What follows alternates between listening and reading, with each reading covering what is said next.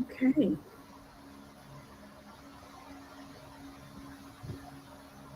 We are live. All the way live. Good coop energy. Mm-hmm. It's funny, you were talking about your hair We are live. for your interview, and I was reading about this doctor who she's Latinx, and she was saying that she was told during one of her exams, one of her oral exams, she got marked off because she wore hoops, big hoops. They told her it was unprofessional. Oh, wow. You know what? If I never hear the term unprofessional again, I mean, really.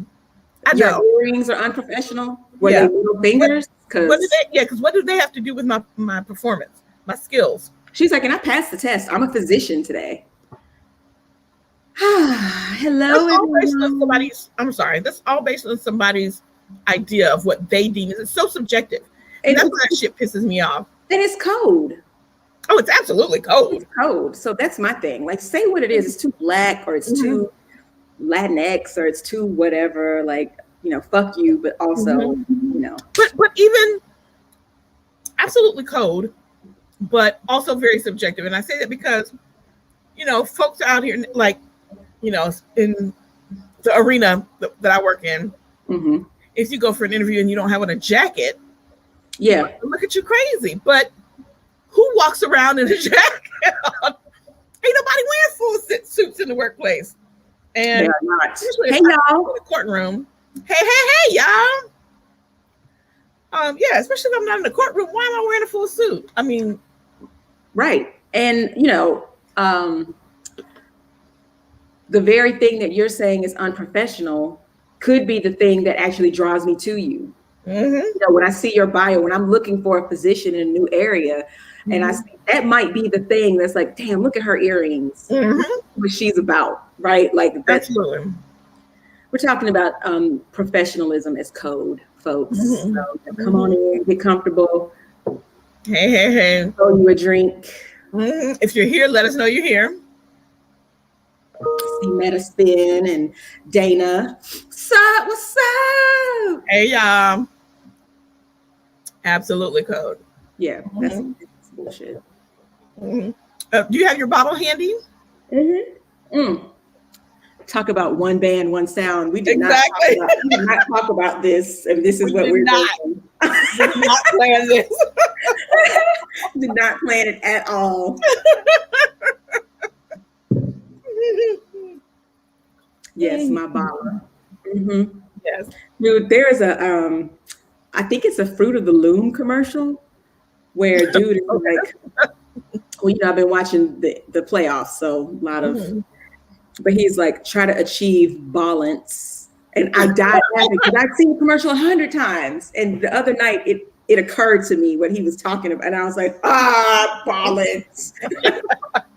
Yes, we both got Snoop ballers. And then we didn't say that. Yes, and I got the other one too because I was like, I don't know if I want the Cali red or just regular red. So my kids were out practicing driving this morning, and I was like, hey, because one of them is 21.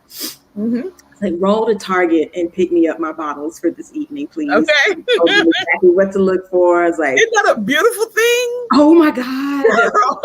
What am I going to do when he goes back to school? Yeah. I know. I love my that own shit. liquor. I know. I love it. Hey, Dana and Meta and Jazzy. Hey, y'all. And if there's anybody else in here who's not introduced yourself, let us know you're here. Let's talk. Let's have a little fun. Yeah, we haven't been on. Yeah. We're gonna have so much to talk about.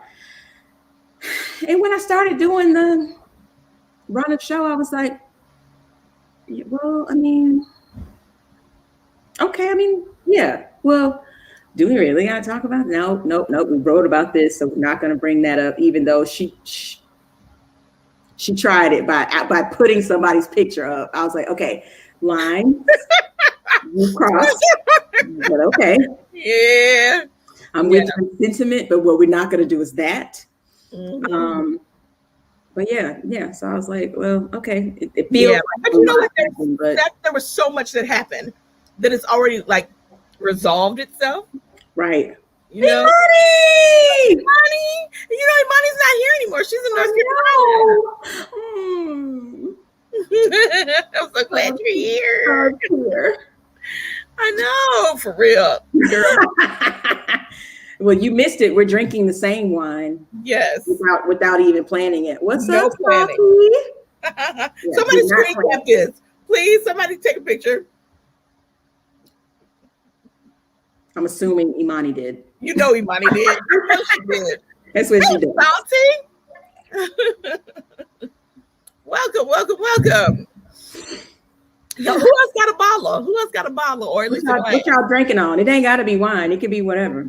Yeah, I'm curious. Some of y'all might be munching on something.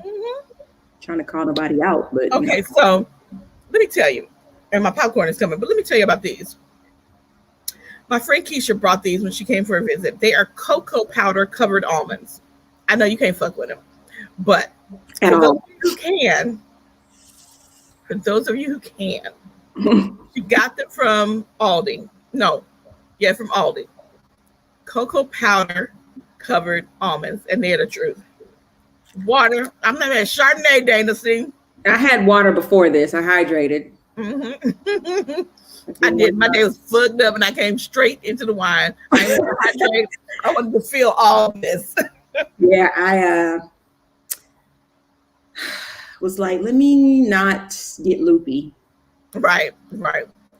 Keep so you're gonna carry most of the show because I plan to get super loopy. Right. What's up, Mr. Twofer Blizzard? I love it. So welcome, y'all. I guess we should actually really get started. Yeah, let's do that. Those of us who are not on Pacific time won't be here all night.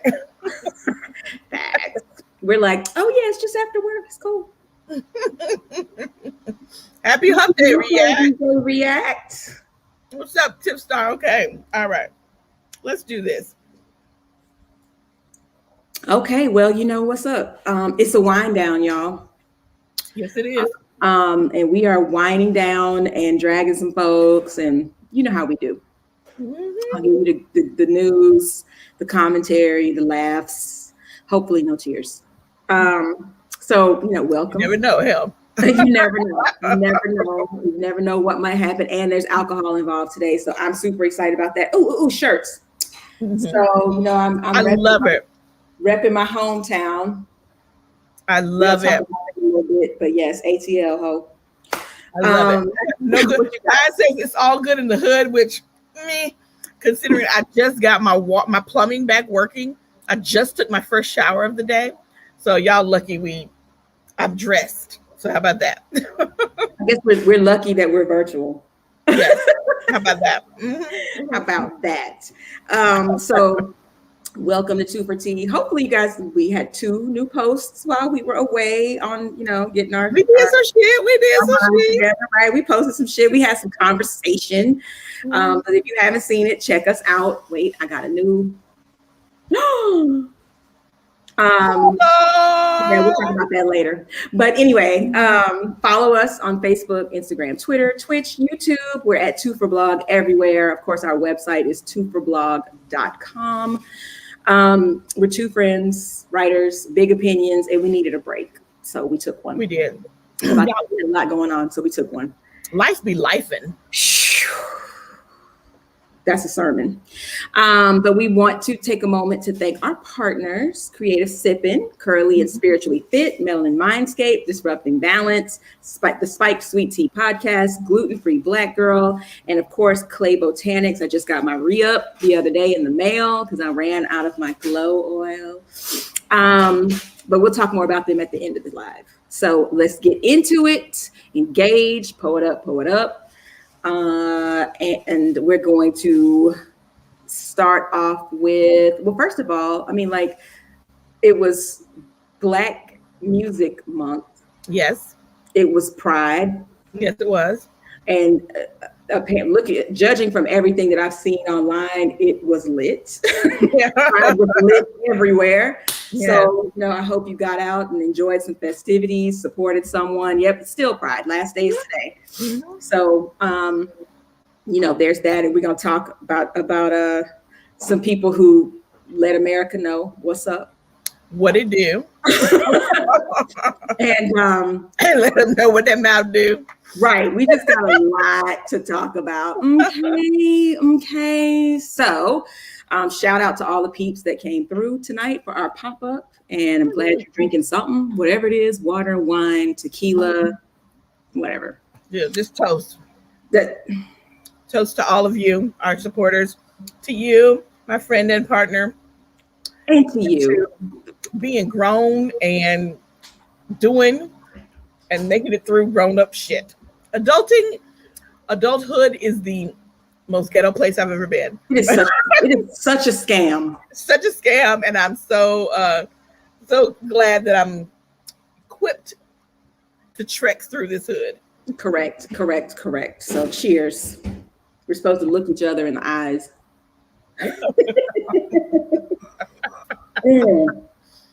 So like I took the liberty of renaming our first block. She did, and I'm not mad about it. The first block is now called Here For It.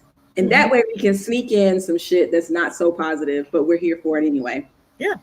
And so hold on, because I did just a little bit of production.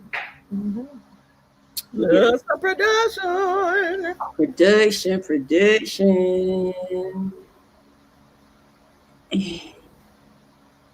Okay, hold on. Oh yeah, I was supposed to show that a minute ago. Come on now. Okay, so our first topic is the Olympics. Can y'all see my screen? We can. Sweet. Okay, so I stole this from the Griot. So I'm gonna give some attribution here. But y'all, Black people showing up and showing out for the Olympics. Look, we're out here saying yes, we swim. Yes. Forget what you heard. Yes, we do all of that. Yes, we do all the things. All the things. And I mean, this was like 8 different slides on Instagram that I had to chop up and put on here. So, what you need to appreciate is all of the melanin, right? So we got 2 people on the gymnastics squad. Allison Felix is back out here with her C-section scar, told Nike. Yes, she did. Created her own brand. Brought her baby to the meet. Yes, and her brand also has one of her main designers is a former Nike designer. So like, she's like, see, watch me work. Watch me work. Watch me do it. Now watch me nay. That part. Let's see who else we got. We got I think Ashley Johnson. Is she like water polo? Or is she wrestling? I can't tell. I don't know. Okay, we have, is it Asia or Aja Wilson? Oh, Aja Wilson. She's on here somewhere. We got her, obviously. Simone. Simone. Yes. Naomi Osaka. Now, is Naomi repping the United States for the Olympics, or is she repping Japan? I don't know. I'm assuming the United States, but that's a bad assumption. I mean, either way, yeah, you're just a girl. She's still Black. Nia Tapper, who is rugby. First of all, yes, I'm like, I didn't know. I didn't know we had a female rugby team. Listen, so we got so hooked on rugby during the 2016 Olympics. We were looking for rugby matches like fiends looking for crack. We were like, "Whoa, when is rugby coming back on?" We learned everything watching it. So I'm so excited about this. I'm so excited about Black rugby. I think Crystal Dunn, who is soccer. Our girl Sha'Carri, who just she is the girl who was on fire. Yes. We're not even talking about Katniss Everdeen no more. That's Sha'Carri Richardson right there. Right. Yes, absolutely. And I reposted this meme that like spoke to me. I felt it in my shondo. But it was saying, be sure to root for Black girls with orange hair and long nails who are not the fastest woman in the world as well. Felt that right? Right there. Okay. Yes. Because we love to fetishize some shit. But anyway, Simone Manuel swimming. We've got Delilah Muhammad, track.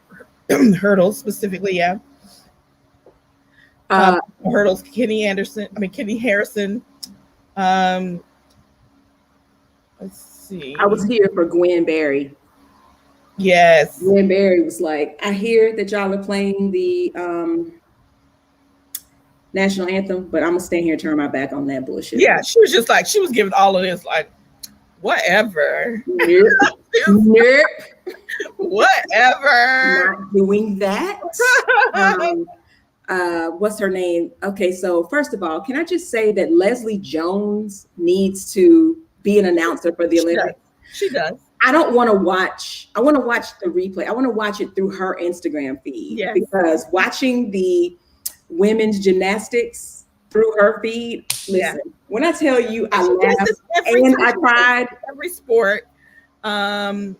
She did this with figure skating. Did you ever watch it? Yes. She is always giving it. She cares, and she is so extra, and I love it. I agree with you 100%. That girl face planted on the floor exercise. Well, first of all, I think she face planted not only on floor, but also on uneven bars. But on floor, she was like, oh, hell no, get my mama. Y'all got my mama. Okay, y'all don't have my mama yet, though. Where is my mama? I'm not going to fuck all that shit. Where is my mama? I was like, that's it. No, I'm not getting back out there. Okay. React. I don't know. I don't see her. Yeah, I don't see her either. But okay, let me just say, this is not the exhaustive list. This is what I pulled off the griot, because this doesn't take into account any of the football player. It doesn't take into account soccer. It doesn't take into account basketball, baseball, or any of that stuff. Yeah. So, and it's not to say that there are no Black people on those teams, obviously. Right. Absolutely. In fact, on the basketball squad, they keep up the drama. So on the men's team, they added Kevin Love as the only white boy. And Jalen Rose, those of you that follow basketball, he was like, they are afraid to have an all-Black team. Yeah. Kevin Love hasn't been relevant for years. And I'm going to just leave it at that, because I know everybody doesn't love it like I do. But yeah. Why him? Cool. And then the women's team keeps it going on, because they keep snubbing people that's like to make room for UConn players. Okay.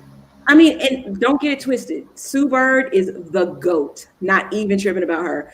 Diana Taurasi, the GOAT. But Diana Taurasi's hurt. She's injured, and she made the squad. And somebody who is not injured, who should have been on the squad, and everybody's like, what the hell? She's not on the squad.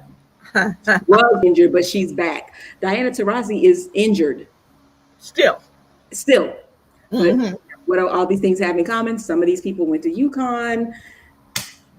Anyway, yeah, I'm here for all the drama. Explain that to me, though. Explain that to me. What's the deal?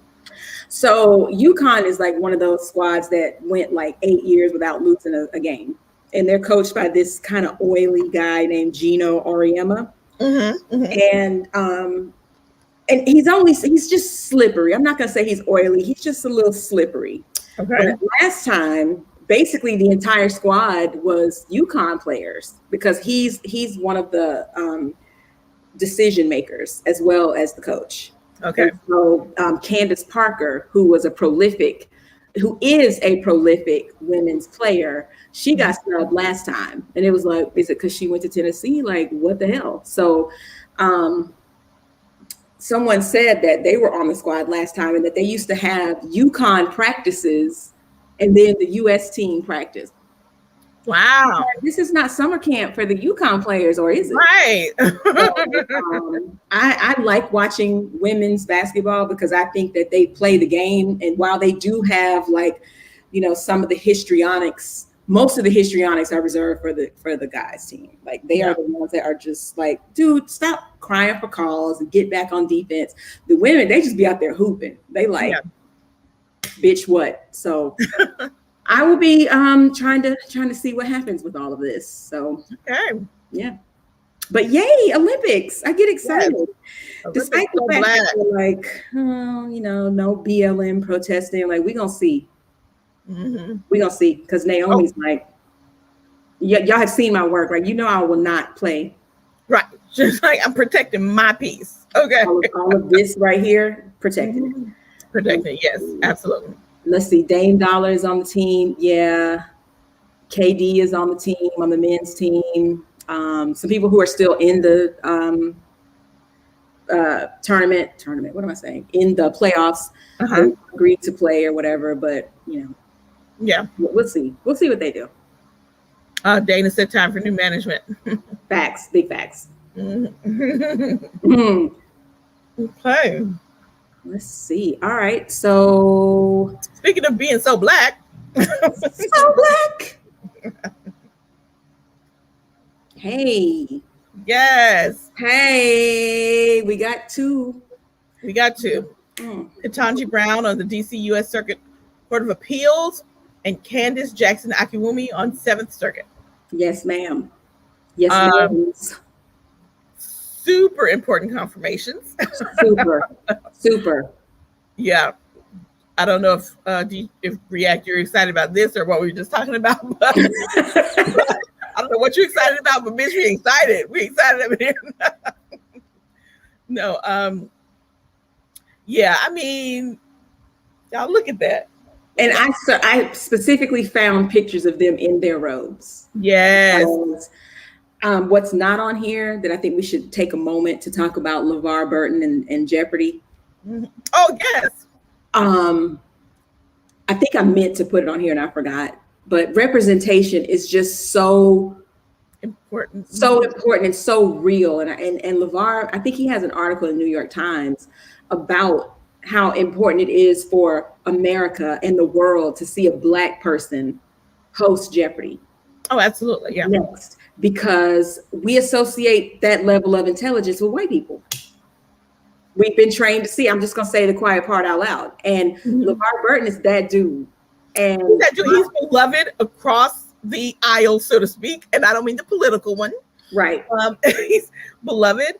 And I feel like he's the one. He's the one. Not only because he could absolutely do it and thrive and excel, but because you're right, he could absolutely help folks to see that intelligence is not just white. Was he on this week? No. Okay. Sanjay Gupta, unless I was watching reruns. Sanjay Gupta. No. I mean, I just recorded, but I noticed that they're only giving him 1 week. Right. Everybody else got 2. Yeah. Okay. Yeah.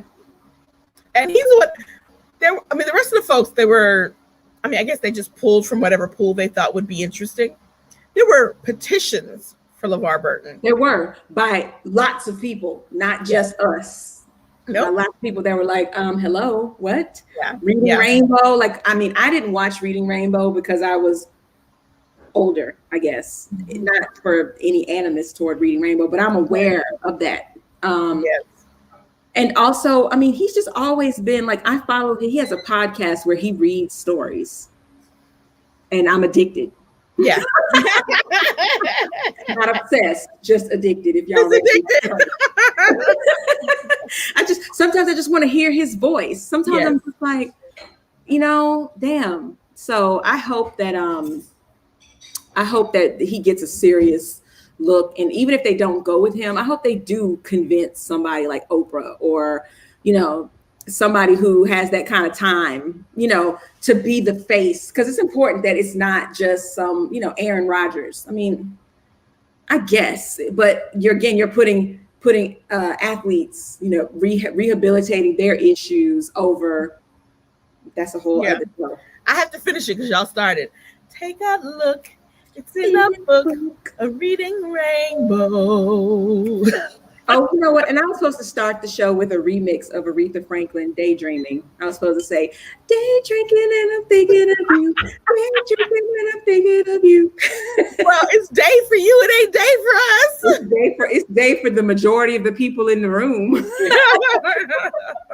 I won't say the majority. It's about half and half. But yeah.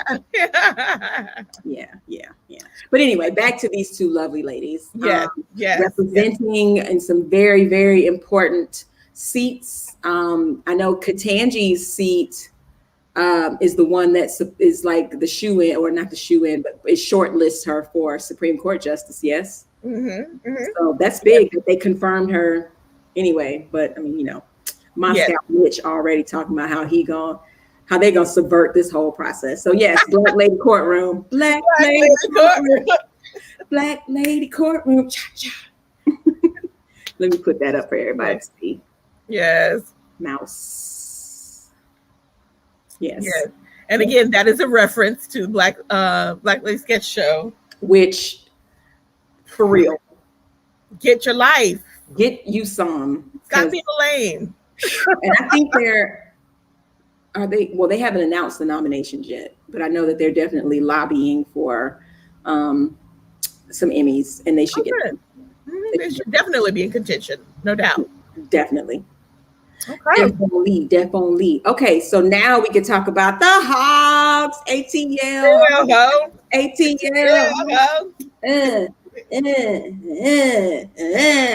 Y'all, those of you that are not from Atlanta,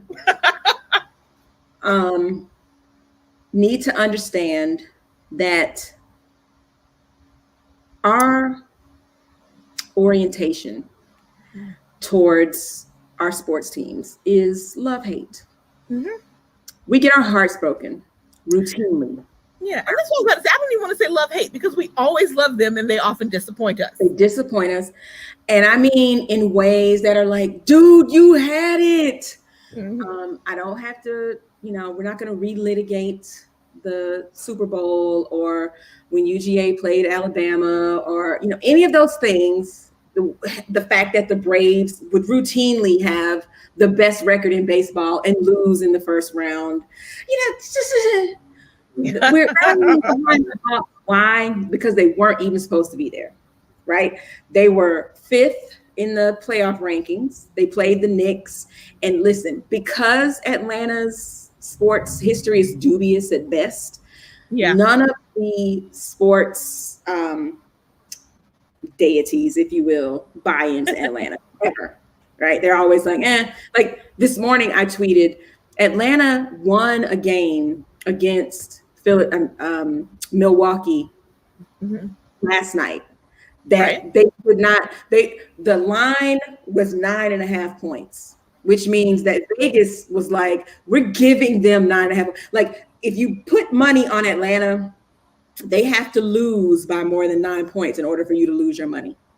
Not they have to win, but okay, you see what I'm saying? Like no respect. No. They beat the Knicks in the first round, and that they had the exact same records, but people were like, oh, they're not going to get it done. Got it done. They beat Philadelphia, they were the number 1 seed last round. That wasn't supposed to happen. And now here they are going toe to toe with the Bucks. They were supposed to get swept. Like everybody was like, in 4 games, they are going home, and it's tied 2-2. And last night they did it without their star. So I mean, I'm just saying, right? Salty said, "Who you telling? I'm a Raider fan." Listen, we are Redan Raiders, and we know this routine, right? And we could have a bomb ass season and lose to our nemesis like it was our job every single year. Okay, so we are tortured souls, and I just had to shout them out. I had to put them on. We're here for it. Honestly, one of our high school alumni is making shirts with this logo, and I made this one. So I didn't steal this from him. I literally put the logo in there. But he's making shirts like this, and I'm scared to buy the shirt because I'm afraid that by the time I get the shirt, Atlanta will be at home.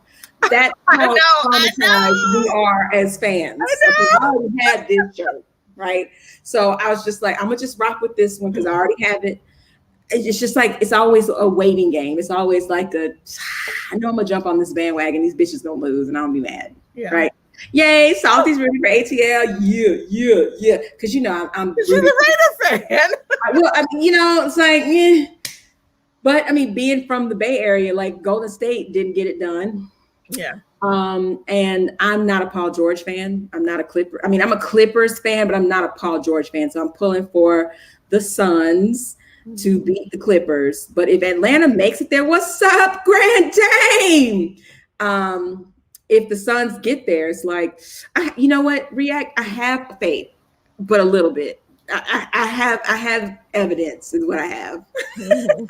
Right. It's hard. It's so scary because I mean, like the Falcons, I had to jump off that bandwagon last season, and that hurt. That was like going through withdrawal. That was painful. Girl, Hubs just bought season tickets.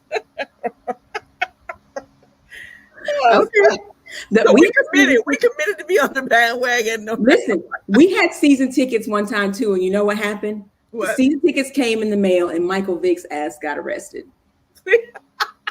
Are you trying to jinx us? No, I'm just saying, like, it was like, oh, we just got season tickets. Like, we just bought in like that. Right. Girl, we couldn't give those tickets away. Yeah, we're going to see. I mean, either way, that's the thing, though. We're like, Atlanta fans are like battered spouses. We are. You know what I mean? But we like. Exactly. Not so much in faith. Okay. We giving shouts out to Atlanta, to the Hawks, because the best place to be is in the place where no one expected you. Absolutely. And no one expected them to come this far. And, you know, they have a path. They have a path to getting to the NBA Finals for the first time in the Atlanta Hawks history. And the St. Louis Hawks apparently won a championship, but we're not in St. Louis, so we don't care about that. And when it's all said and done, forever, I love Atlanta. Period. Yeah, thanks. And even after I jumped off the Falcons bandwagon, I still was watching. Like, no, I know you were. One eye closed, one eye open. Yeah, because I'm like, one eye to the side, one eye to the front. My whole life there. Like, come on now. So, yeah, you're an ATLian, period. I am. That's I don't care where you go. That's the end of the story right there. Exactly. Period. Okay, so yeah, the Hawks are playing spoilers, and I'm absolutely here for it. Now, okay, we're gonna stop. You skipped a little bit. You skipped though. I did. We're gonna stop sharing right there for the moment. And we're gonna talk about your friend Jasmine Sullivan. Okay. I'm gonna let you. I'm gonna find it so I can get it up. Please find it. Okay. And it's in her highlights of her IG page. So first of all, Jasmine Sullivan is a fucking beast. Lyrically, you can't out sing Jasmine Sullivan. Close the windows out your car. We'll talk about the BET Awards in a minute, but I'm gonna try to put a pin in her and Ari Lennox and their song. So just put a pin in that. Because if you haven't heard it, if you didn't hear it before, you may not have heard the lyrics when they were performing it live. But if you have heard it before, a whole vibe. Anyway, Jasmine Sullivan recently decided to just ask a question on Instagram, as people do, and get responses from her followers. Listen. But I think her question was basically, what is the craziest thing you've done for some D? And when I tell y'all great sex, let's see if it'll yes. When I tell y'all the responses from people. So here was the question. For someone with great sex. When I tell you this went on for hours and people these responses. Listen, y'all are crazy for some sex. Y'all be out here and you be out here not ashamed to tell it. Not shamed well, maybe a little shame because the name's not showing up. But the things people said they did for some crazy sex. So watch it because it goes fast. Yes. Paid for their portion and they went on vacation. Took money out of my 401k for his rent. Do you know how hard it is to get money out of your 401k? It's so hard. You listen to the beneficiary, you got to get that motherfucker's signature on it and get it notarized. That part. It ain't easy. Trust me, I know this. Me too. Okay. Okay. Are y'all gonna answer? Cause yeah. Okay, let me think. What's the craziest thing I've done for some good sex?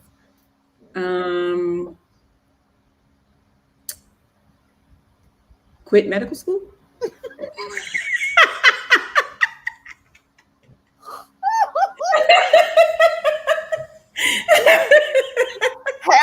third baby.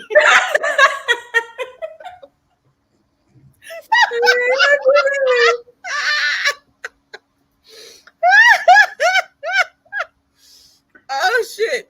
Cooks for him and his new boyfriend. Are y'all ready? Salty's clowning. She said straight women, shaking my head. It says good sex. It does not say good deed. That's right. And there are some people out here who are not talking about deed. Babysit their newborn? What? Nope. No. What? No. I'm sorry. When I tell y'all, folks, let them keep their girlfriend. Mm-hmm. Okay. Y'all. His baby. Right. And that too. That. Let his homie hit too, and I do it again. Well. Y'all. Okay. Slept in his car while he slept inside with his girlfriend. Wait a minute. Look, I'm gonna need y'all to just pause for a minute. Y'all know there are toys out there that can replicate, or at least closely replicate, the experience of whatever size D is out there. Whew, preach on it, sister. And you can make it do what you wanted to do in whatever speed and tempo and a level of a length of repetition you'd like. There is no reason y'all are out here pulling shit out your 401ks for sex. I don't get it. Mm-mm. I don't get it. Yes, sex. Slept in his sex. Yeah. But and so somebody named it the Hoe Hive. And she was like, I like that. We gonna stick with that. I mean, I just want you to check out the number of dots in this story. Right. Because I'm not gonna go through all of them. You go on her Instagram page, follow her, and then check her highlights. And this is all in here. Yes. That part. Speed, tempo, intensity, size, and it's more reliable to get you what they said. All that. He's gonna be out here incurring penalties, tax penalties for some sex. Donate plasma and give him the money to pay his rent. You gonna make me use the N-word. And you do it so good. Gave him my kidney. Okay. Yeah. Donate, right. All this to say, y'all need to go to Jasmine Sullivan's Instagram page. Cater his fiance's birthday party and pretend like he didn't pay me in money and sex. Okay, I'm gonna stop right money there. And sex. Yeah. You're gonna have to go. You got to go through the rest of these on your own time, right? Because baby, but please do. It is worth the chuckle. It's gonna make you want to go mentor somebody. It really is. It's gonna make you want to go mentor somebody and just help somebody be their best self. I don't know. But y'all go to that page, check out that highlight, and get you a good kiki. Mentor, pray for, or kill. Mentor, pray for, maybe. Yeah, maybe a little bit of both of those. Oh, great game. Mentor, pray for, kill. Bless the babies. Yes, right. Yes, indeed. Bless the babies. They know not what they do at all. Real cute. Those of us who have lived a little bit can get a good chuckle at it. I don't feel like I would be contributing to that list. Made some horrible decisions. Yeah. Mm-hmm. Absolutely made some horrible decisions. You know what? I said had a third baby, but I'm going to take that back. And it wasn't even good sex. Mediocre sex. But I have driven backwards down Wesley Chapel away from a gunfight. Mediocre sex. I couldn't go to that party. Uh-huh. I remember that. You do remember that. I remember that. We've known each other so long. I had to work that night. And Pop was like, bring your ass home. Right. You're in high school and you are not going to no goddamn party after work. That's not how it works around here. And I'm like, I'm a senior. You come home. And I did. And then I heard these stories and it was like, oh. Yeah. Okay. Cool. Anyway, get you a piece. Mm-hmm. So y'all, I'm so proud of the youngins right here. So first of all, can we just talk about Meg's song and how I'm here for it? Like hands over knees, shaking ass on my thought shit. Mm-hmm. Yeah. On my thought shit. On my thought shit. My thought shit. And the video is chef's kiss. As my husband likes to say, my thought shit. And I'm like, it's not about thoughts, baby. I say it all the time, thought. and my kids are like, it's thought. Thought. Get it right. Right. Cool. Yeah. So yeah, Black TikTokers are like, you know what? Every time we come up with some shit, you bitches figure out a way to monetize my creativity. Absolutely. They figured out that the whole TikTok platform was not shit without Black people. Not that we had to figure that out, but they realized that there was something they can do about folk taking their creativity. Before they monetize it, they take advantage of it, claim it. They straight Cadillac car that shit, and then monetize it. Who said Cadillac car? But you knew what the fuck I was talking about, though, didn't you? You better come on. You better come on, Cadillac car. Yeah. So the youngins have gone on strike. Black, and not just the youngins, just Black TikTok creators, and have said no more. They said give us free. They said They said if you pay me. They said if you invite me on your show to show you the dance. That part. Where's my popcorn at, though, homie? I'm like, what the fuck? Popcorn. Hub said he was leaving, but I was like, where my popcorn at? What does what mean? Salty said, what does that mean? Okay, let me. Cadillac car. Oh, Cadillac car. Okay. So, if you ever saw the production, the theatrical or movie production, the Broadway or theatrical production of Dreamgirls, there was a song that basically Black folks made a song called Cadillac Car, and then the white folks took it and bleached it and made a bunch of charted. It charted. It became a big hit. It charted, and that was basically what inspired them to step to the bad side. Right. So, that part, yeah. So there you go. There's your explanation. But anyway, so Black TikTok creators have gone on strike, and they have not been making any dances to any of the new music, including Meg's Thought Shit, which is driving folks crazy. So please tell me, do you have any production on this? I didn't ask you to do this. Oh my gosh. Okay, y'all just Google it. These folks, it is so sad. They don't know what to do without dance. The song tells you what to do. It does. They have no idea what to do. Literally, the walk off is terrible. It's so hilarious. The lack of creativity is so hilarious. And it's sad because I don't believe that white folks can be creative. I don't believe that.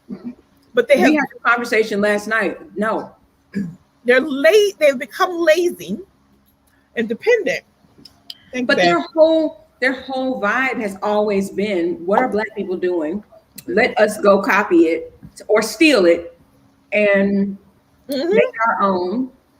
And then see not make our own. Right? Copy it and sell it as our own. Put a new label on it. Jazz, rock music, blues, fucking hip hop. I mean, it doesn't matter. Yeah. That was in the 1619 project. Well, okay, why you out here preaching now? Braids, boxer braids. You need cornrows? For the longest time, I didn't even know that's what she was talking about. Yeah, me either. Like, oh shit, she's talking about the cornrows that I had back in. Okay. Yes, Salty. The videos of the white girls. I don't even want to say trying, but not a hand on the need to be seen. Not a one. Not a one out here. So good for the youngest for exposing the platform. And there's a new platform that's supposed to help pay creators. I don't have it right now, but let me look it up. It's Snoop, Gabrielle Union, I think. Somebody else paid $1 million each into it to help it. Fan base. It's called Fan Base. Okay. Fan base. And Fan base is basically going to be a TikTok that pays the people who pays the creatives. Like an OnlyFans. Hopefully not like an OnlyFans, but but yeah. So yeah, these people are out here disrupting culture and getting nothing for it. Me too. I'm here for the strike. And it's very entertaining watching them struggle. At first, I thought they were just being sarcastic. And then I was like, oh no, this unseasoned behavior is like, you're really trying right now. You really think that's all it is like thrusting your pelvis and yeah, you look so dumb right now. You are so dumb right now. You are so dumb. Yes. So if you haven't looked it up, OnlyFans, don't knock it till you try it. I don't know. Look up, embracing black culture on Instagram. They did a whole compilation. Yes.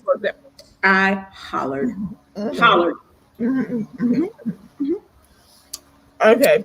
Okay, well, yeah. Speaking of Meg. So the BET Awards. Yes. Now, I don't watch award shows anymore. I've become that person over 40 who's like, award shows are not worth my time. Why would you watch when you can just watch the highlights? When I can just watch the highlights, when I can just watch what everybody was talking about and keep it bugging moving, right? So, of course, my timeline was blown. So being on the West Coast, of course, we're getting the East Coast Twitter feed, and it has already occurred. So, I didn't have to watch it for real because as it was being aired on the East Coast, everybody was like, oh my God, Cardi's pregnant. Oh my God, such and such. And I was like, oh, okay. So we're going to talk fashion, performances, and winners, losers. Fashion. I mean, look, I'm old. Come on, Meg. Okay. I'm old. Come on with that thigh out. All this shit looks stupid to me. Lil Kim performance in honor of Queen Latifah. First of all, Lil Kim. She had Prada bangs. What is a Prada bang? So she had like this little triangle, and then she had a little triangle, the Prada triangle on her bang. It was hideous. It looked like she was walking around in a hood dryer. You know what a hood dryer is? You know, the ones that look like a little shower cap attached to. Like she had that on. And like she had put on a towel that was too small and just wrapped it around the parts that she could cover. It made no sense to me. But she doesn't make sense. Nothing about her has made sense since, what was the song she did with Ladies Night? Oh, well, I thought you were going to talk about Magic Stick. Oh, yeah, no. Because after Ladies Night, then she decided that she needed to be Barbie in every facet. So skin, eye color, nose, like she just really did a whole thing. Now, you know, they say it's not putting her side by side with an owl. Yeah, the Not Tonight remix. Right. Yeah, or the song with Ray J. Wait a minute. Wait a minute. Which is a little weird for them to be. Yeah, but anyway. Wasn't she fucking him at that time? Yeah, I think so. Speaking of which, we didn't put this on here. Ray J and Wendy Williams. I didn't know that. First of all, anybody with Wendy Williams at this point, like that part. But that also part. Anybody with Ray J, like. I mean, really. We put Nick Cannon with all his motherfucking children. We did not. Okay. Oh my gosh. I left Nick Cannon off. We need to focus. But we'll add him in somewhere in the next block. Yes, please. He's playing all the games. Yes.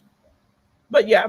So not Nicole. Look Him was just, it's extra. Now, again, this is the opinion of a 48-year-old woman who has never considered herself a fashionista. I've never considered myself a fashionista. Never will. It's not my stilo. But I don't have that kind of all time. this shit looks stupid.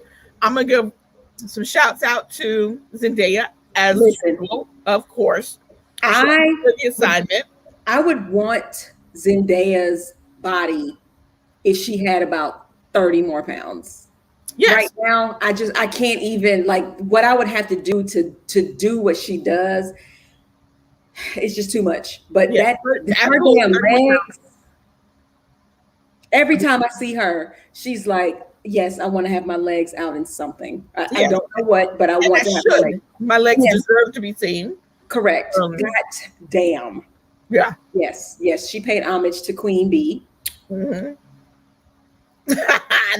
Not when you watch the Kim K tape. I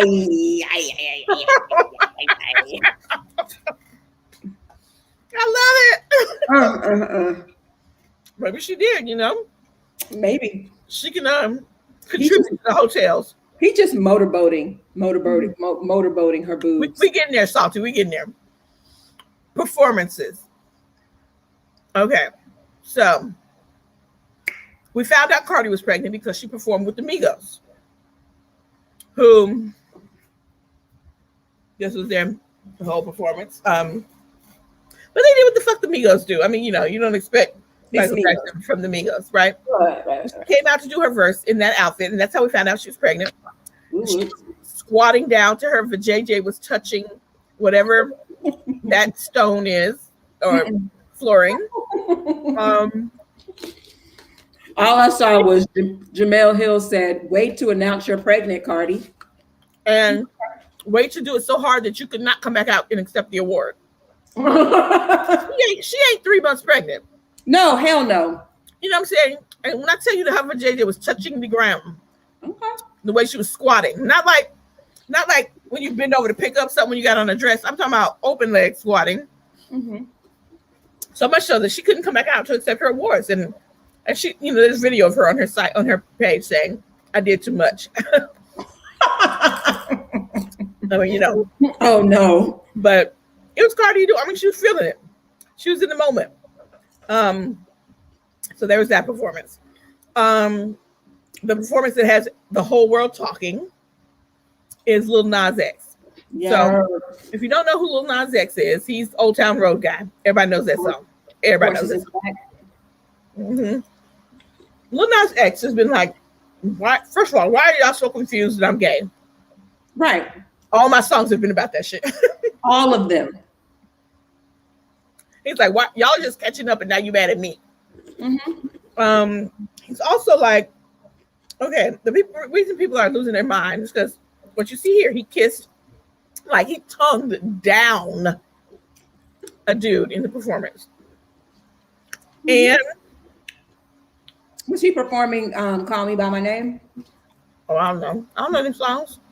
Well, okay, this spring or winter, he released a video for one of his songs, "Call Me by My Name."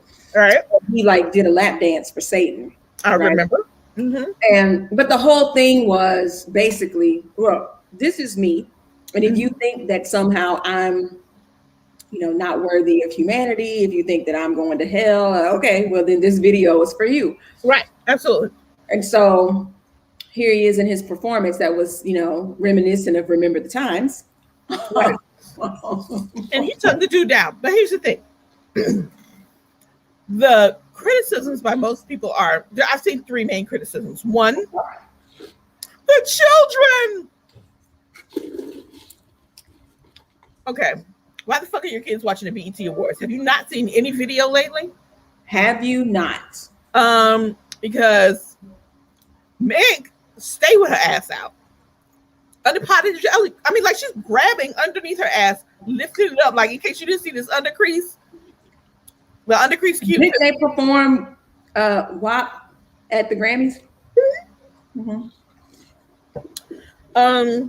And within that performance, I think it was Grammys, two other women were kissing. Mm-hmm. We only care when it's men. We only care when it's men. We only care when it's men. So it's sexy and it's hot when it's Madonna and Britney Spears. Absolutely. And he made that same point himself. Lil Nas X did. He was like, yeah, I have shit to say when it was Madonna, Britney, and Christina. Because remember, she kissed both of them. And Christina. Yeah, these shows ain't been for kids in years. I wrote a blog post like 12 years ago when Beyonce performed on the Grammys, and I think she did Drunk in Love, maybe. But it was a whole striptease. Yeah. And I was like, okay, so I'm glad my kids weren't watching because it's not for kids anymore. Like, I remember being a kid and watching these shows, but being like, okay, yeah, no, my kids can't watch. Absolutely. Yeah. This is not for children anymore. And he's like, I think Lil Nas X was like, you need to go try out some Coco Melon. This is not for kids. Correct. So there's one. The kids is one of the problems I've heard. Another I've heard is we don't care who you love. Just don't shove it in our faces. Please. Please. Is that what we're going to do? Yes, that's what we're doing. We're doing that. We're doing the shove it in our faces. Benzino did. I mean, nobody cares. But Benzino went on a whole rant that people are reposting, basically saying that, only God can judge. And people love to start with only God can judge or end with only God can judge after they do all the fucking judges. But yeah, shoving it in our faces. It's an agenda. Yeah, whatever. Listen. How convenient for it to be shoved in your face. I read a Twitter thread today where somebody was basically like, right, Benzie, exactly. The agenda has always been cisgender, heterosexual, everything. Oh, that's the agenda.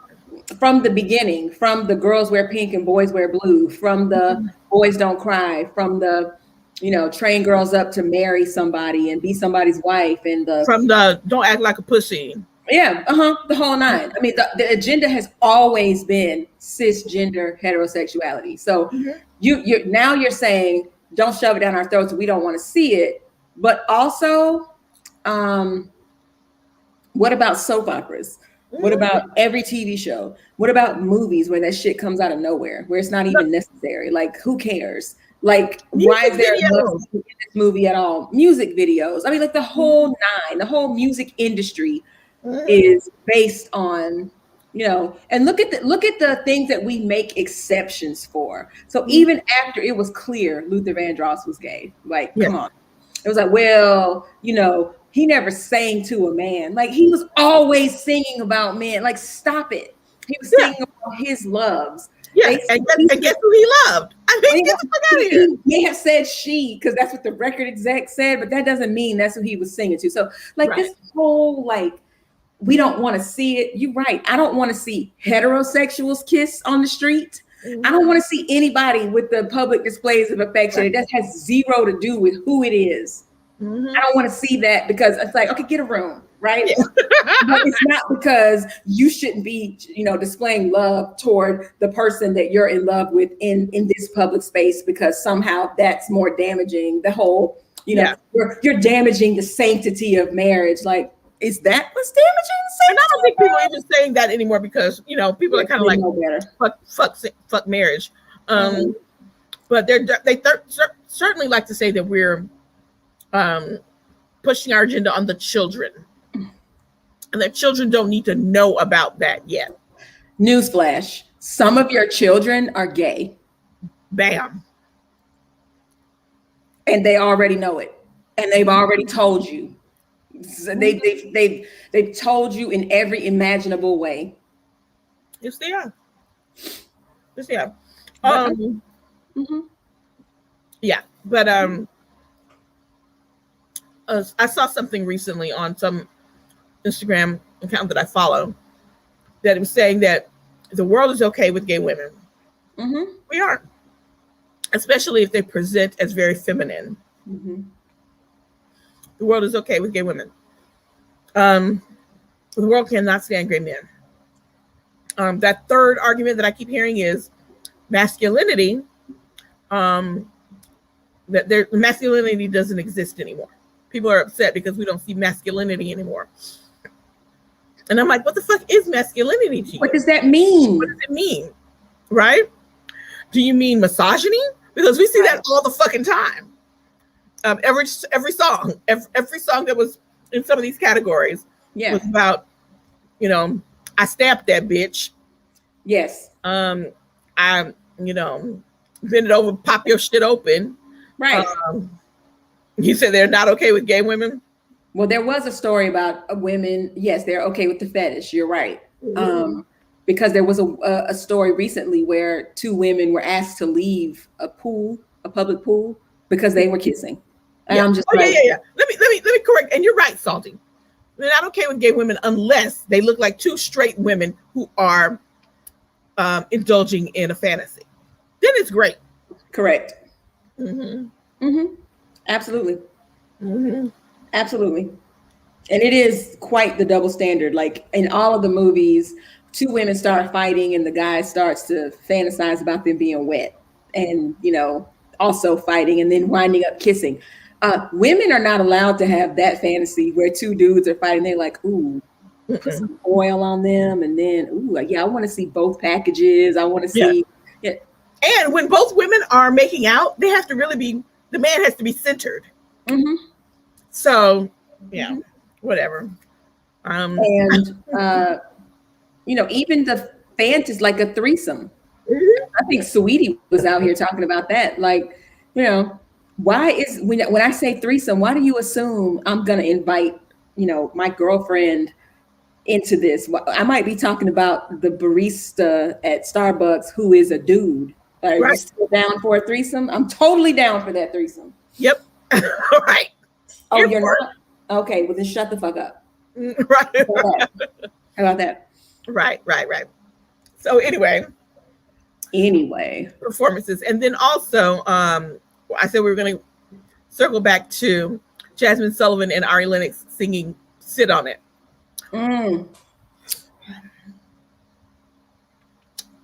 If y'all never heard this, have you listened to the lyrics of that song, Mickey? When we hang up this call, I need you to pull up Apple Music. Sit on it. Here's my pen. It's called Sit on It. I want you to pull up Apple Music. I want you to listen to the song with the lyrics scrolling. Okay. When I heard it the first time, when the Hotels album first came out, I was saying to Colby and Imani, I want y'all to listen to this song, but I can't hear it while y'all listen to it. Yeah. So I made them put on headphones and scroll the lyrics while they listen to it, and they were both like, "Oh my god, it's some grown shit." I mean, the title tells you that. Yes. But they sang that shit live on the BET. Hey, okay. And their background dancers were 10 times worse than anything Lil Nas X did. They were beautiful. Don't get it twisted. I don't have the issues with PDA. I'm just like, you need to keep your same energy with whoever is doing it. The background dancers were beautiful. They were lyrical and sexy as fuck. And they were up there just blowing these nasty ass lyrics and nobody had a single issue with it. Nobody said anything. There's a lyric in the song that says, "I want to spit on it." Nobody had any issues with it. None. Oh gosh, not dudes trying to crash your dates. See, I mean, that's some bullshit. I just, ugh. Ew, that's gross. They think they're entitled to be part of your date. Ew. Like you're here for their entertainment. Like that's. Ooh, Meta said it. They want gay women sex, not gay women love. Correct. Ooh, that's it. Correct. Yeah. And again, only if the women look how they think feminine women should look. Mm-hmm. Mm-hmm. Yeah. Because, yeah. All right, little tangent there, but winners, losers, who cares? It's a BT Awards. Yeah, I mean, I just heard there was some beef that Chloe and Halle were snubbed in some. They were nominated for like umpteen awards and didn't win any of them. Yeah, I mean, you don't really, because think about it. The people who win these awards, you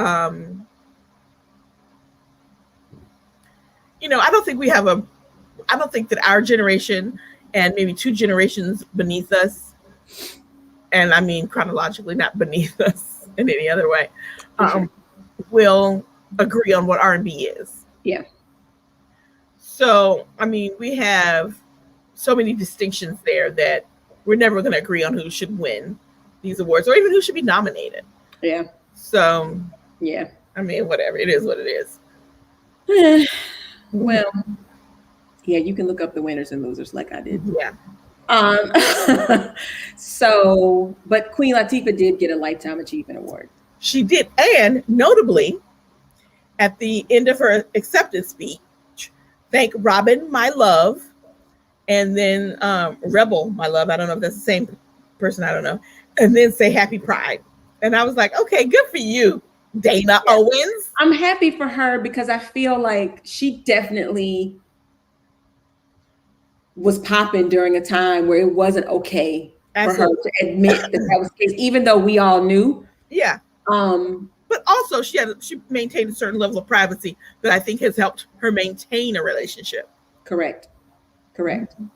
And it's so like this football player that just came out and people are like, nobody cares. And I'm like, no, everybody cares. And I'm gonna tell you why. Michael Sam could not get a contract in the NFL 5 years ago. And everybody tried to say, well, he just wasn't that good. He got drafted. Don't tell me he wasn't that good. Oh, he was going to be a problem in the locker room. Like, oh, really? And the NFL didn't have shit to say. Nothing to say. Now they're making statements, making commercials and shit. So, you know, I think, yes, it would be great if we lived in a world where these type of announcements were just like, oh, all right. Or no announcement was necessary whatsoever. You know what I'm saying? And so for people to kind of come out and belittle his announcement, like, do you understand the gladiator sport that he works in? Yeah. That, you know, he really opened himself up to, like, it's not in vogue to come out and call him names and things like that. But don't think that shit's not going to happen. Don't think that don't think it's not happening. Yeah. Mm-hmm. Don't think for one second that in the locker room culture, dudes aren't scared somehow that he's checking for them. I don't know why people who are straight are so worried that gay people want their shit. Let me tell you something. I think it was 2015. Maybe it was 2014. I don't know. I'm just saying it's because we were still living in Atlanta. Mm-hmm. And it was our anniversary. Mm-hmm. And we went to, we were staying somewhere down by the High Museum. Mm-hmm. We got a hotel room. But anyway, I got to the hotel before Hubs did. And so I was like, well, I'm going to go to the bar and kill some time until you get here. And the bartender was a woman, clearly checking for me. Mm-hmm. But I didn't get it until later when she kept telling me, I work on such and such night. You should come back. Like, she was comping me all these drinks. She was making them like top shelf and this, that, and the third. And then at the end, she like touched my hand. And when I tell you that whole time, I was just like intrigued. She's an artist. Like, I was literally listening to her, and we were being on the creative process, being human and shit. Right, all this stuff. And she was like, so who are you meeting? And I said, my husband. And she was like, oh. And I was like, oh, like, oh, did I mislead? Right, like, what did I do? So she was like, well, you know, I still work on Wednesdays, and I don't remember her name. I don't. I wish I did. She was cool as fuck. It was at the hotel where we were staying. I never stayed at the hotel again.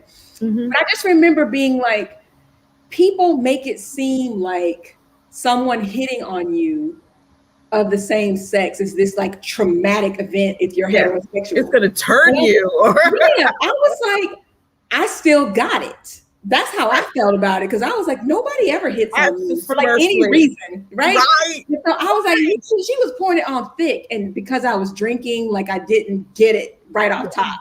But when I got it, it didn't change a fucking thing. And in fact, I tipped her super well because she had comped me all those drinks. And I was like, you know, I should tip her because somebody's gonna have to answer for, you know, for all this or whatever. I mean, there was no like, oh, you're straight, or oh, she's good, you know, there was none of that. And I was just like, so what do dudes be out here like mad about when they realize somebody on their team is gay? Or you know what, we do that to them.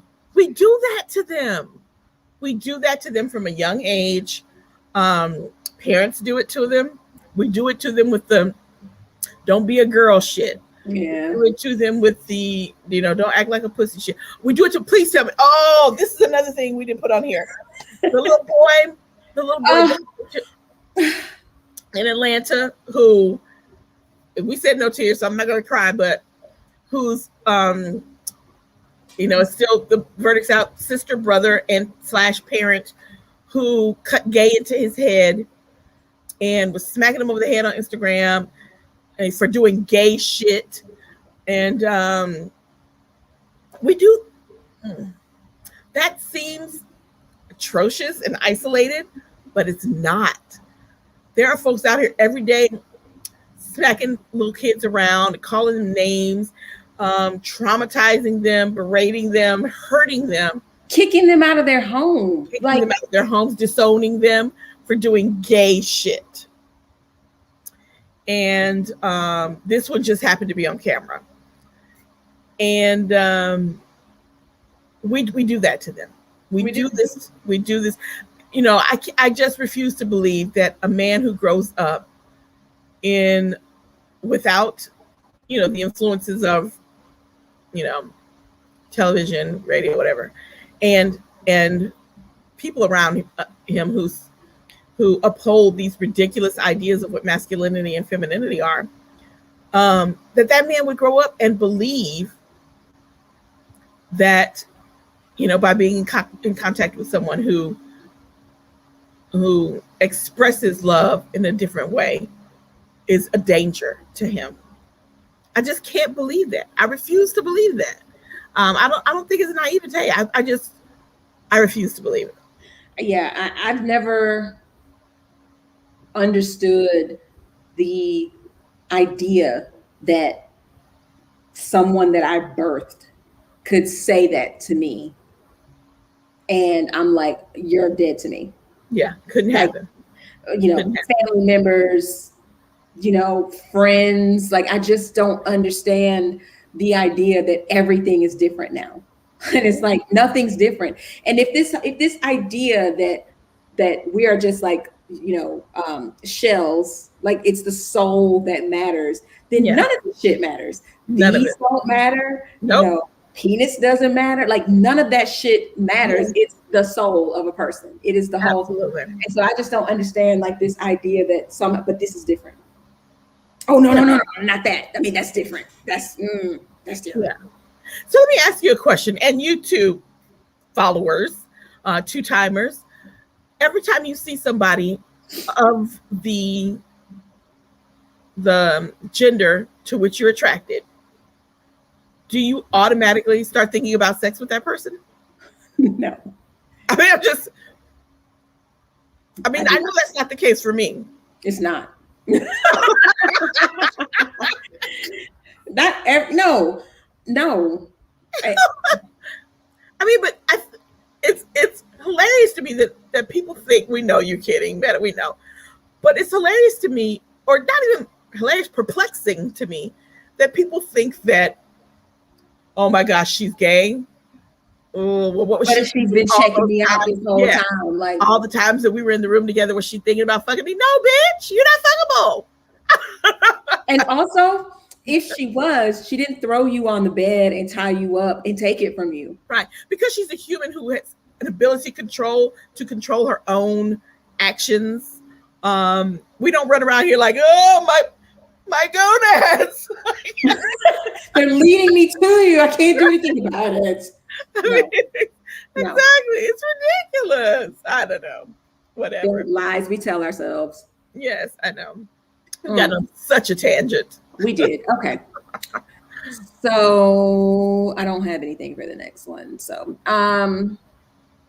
Jamel Hill has announced that she has a deal with Spotify. She's going to have her own network. Is it called Unbothered? Because that's her shit. Like she has Jamel Hill is Unbothered. But anyway, it's going to be in support of women who have something to say. Maybe we should. And I love it. I'm here for her. Yes. Yes. Yes. I'm here for the idea, of course, but I'm here for her.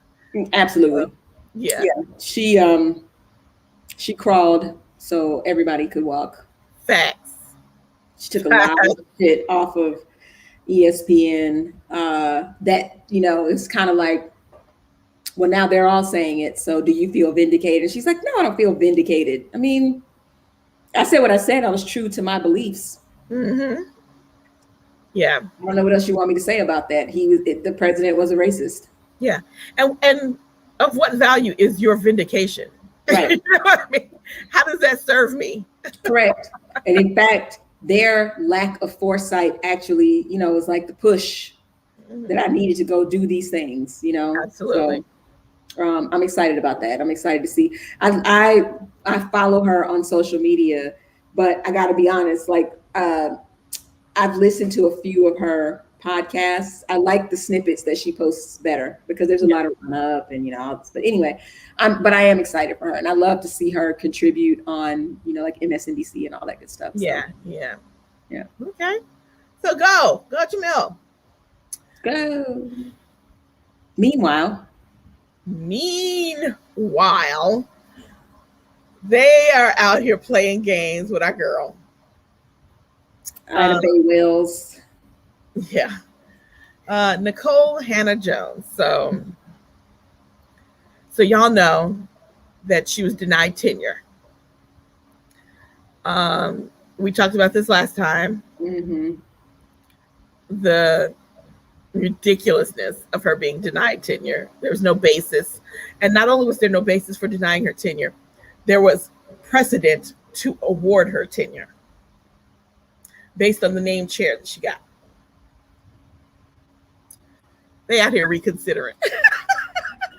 Because other people were like, oh, I was going to come and work at Chapel Hill, but now I'm not. So yeah, that's okay. The chair of her department was like, this is some bullshit. Yeah. Mm-hmm. So now they've reconsidered. They had a special meeting and they voted and she's to be awarded tenure. Oh, okay. Because I didn't check what the decision was. Yes, that was the decision. So did they tell old boy keep your money or what? I don't know. We ran the numbers and we could do without his money. I don't know if that happened, but yeah, she was awarded her tenure. Now special meeting, right? So the question is, what would you do? Do you accept that? For real, I'm curious. Real question. I don't think so. Mm-hmm. The way my petty is set up, right? Now that you're offering it to me, I'm like, okay, that's okay. Take it, but leave immediately. That's where I am. Yeah. Mm-hmm. That's probably what Hubs would advise me to do. Like, take it. That's exactly what your Hubs would advise you to do. Yeah. But then bounce. Then bounce. Take it. Because it's like a shotgun wedding. Mm-hmm. Yeah, I have it. And the thing is, because now that I have it, no one can take it away from me. Right. Exactly. That part. Then give a classy yet snarky acceptance speech. Oh yeah. Mm-hmm. Because when you actually got that 10, you say, what the fuck you want to say? Yeah. Mm. Yeah. Yeah, that's that's kind of a concept we have to consider in our own personal lives too. When when we're awarded something that we had obviously not been awarded, because of reasons, do we take it and be the one, or do we make an example? Right. I don't know. It's a good segue, I think, into our next topic about Juneteenth, which was definitely a bone that we were thrown as a people. Definitely. They didn't give us any of the shit we actually asked for. No. Anti-lynching law. That was the first thing I thought. I was like, so y'all could get this done in no time flat and in time to make it a holiday this year. Yes. And fuck up packages that I had coming. But still no anti-lynching law, no movement on the John Lewis bill, HR 1, no DC statehood, no none of that shit. Just we could get this done. Yeah, absolutely. No one asked for that. While we are saying that we cannot discuss critical race theory, so we have this law. We have Juneteenth, but we don't want anybody to know why there's a Juneteenth. What does Juneteenth mean? It means June and 19th smushed together. No further context. Oh, yeah, we can't provide context for why the holiday exists at all. No, we can't, because all the buzzwords are there. Exactly. It's race, it's slavery, it's colonialism, it's all those things that we're outlawing. Exactly. So, yay that it's a thing, but yay with side eye. Yay with all the side eye. Yeah, I mean, definitely a bone. But at the same time, they're doing it, we're outlawing critical race theory in elementary schools, which nobody is teaching in elementary schools. Nobody, nowhere. Okay, hold on. Nobody anywhere is even proposing that we teach critical race theory in elementary schools or middle schools. Nobody. Now, my thing went away. People may be proposing that we teach a fuller, more accurate understanding of American history, but that's not critical race theory, and we're conflating the two. We definitely are. Exactly.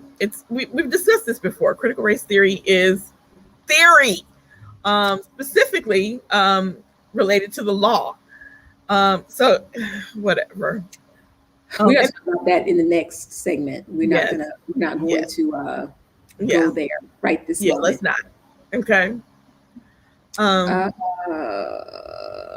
I'm about to tell you. So, we had a Juneteenth celebration at my house. We've celebrated Juneteenth before this year, but this year we had a new home, and so we invited folks over and had a family Juneteenth celebration. And my neighbor came by. I live in an area that is I thought was a predominantly white area, but I'm learning it's predominantly white and middle to lower middle class Black. Okay. But my neighborhood is, I'd say an upper middle class neighborhood, and it's 50-50. That's how they describe it, 50-50. Because ain't nothing else. You white or you Black. But my neighbor, who is former special ops. Yeah. So they can give you some context there. Came by. This is the neighbor who tells me I don't lock my door. If there's ever an emergency, come on in and flush the toilet. Bad guys don't flush the toilet. He's a little, Clearly. Yeah.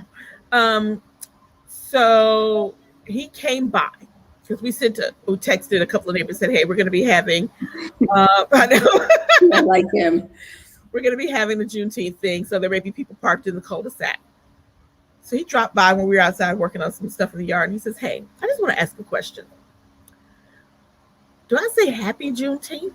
Or do I say I'm thinking about you on Juneteenth? He said, because like Memorial Day, it's not really a celebration. It's kind of a commemoration, don't you think? And I was like, I fuck with you, Wesley. I fuck with you. Right. Right. I know. You get me. The fact that you're even putting this much thought into it, engaged me. I won't say it impressed me, but it engaged me in the conversation. To which I said, there are a lot of folks to whom I could say Happy Juneteenth, and they'd receive it thusly, but maybe to you, thinking about you on Juneteenth is more appropriate. Mm-hmm. For you, it's more appropriate. And I appreciate you asking that question. Yeah. But yeah, so. Well, I thought it was interesting because Hubs was asked to weigh in on a notification that was going out to the school. Mm. And so he asked me to read it and catch anything that, that he might have missed. And I was like, well, the thing that jumps off the page at me is this whole, but it wasn't until June 19th, 1865 that slaves were truly free. And I was like, that word truly, like, because, as a beginning missive for the uninitiated, because we are not plentiful at this university, I'm gonna let that ride because that's 201. Right. There you go, Meta. Right? Are we free today? A little bit. Okay, but I see what you're trying to do. Mm-hmm. See that you're trying to give context. You want to jump out, and somebody had, get this. You're gonna love this. Somebody had a grand rounds, a Juneteenth grand rounds. Like, what the fuck is that? Are y'all only gonna go look at Black people, at Black patients? Like, what the fuck is that? Like, okay, but all right. Okay. white people. Yes. Okay. White Juneteenth, y'all. Because I'm truly.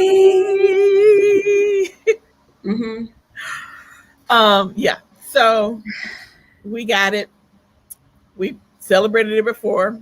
We still gonna celebrate it or not. But everybody gets the day off. So it benefits everybody. Yeah. And it's really no balm, no boon, no, gold star, no medal. It's clearly not difficult to do if you could get it done in 72 hours. There you go. So I took that shit off last year with my whole chest, like, and what? Right. We built this. Okay. We built this. Oh, yeah, right. Not everybody. And I think we talk about that later. Yeah, we do. Not everybody. We'll talk about that later. So, if you read our recent post, you know that one of my obsessions is Black Twitter. Mm-hmm. And someone that has been dragged. So we're going to talk about a few people that have been dragged recently. One of them is Darius Cooks Williams, which maybe you ATL people who still live in ATL know who he is, but he's a chef. He's part of Chef Twitter. Mm-hmm. But apparently he steals all his shit from women. One of them is the Kitchenista. And they have renamed him Darius Crooks. And, I'm just scrolling Twitter as I do, as one does. And I come across this thread and I bookmarked it because it had me giggling.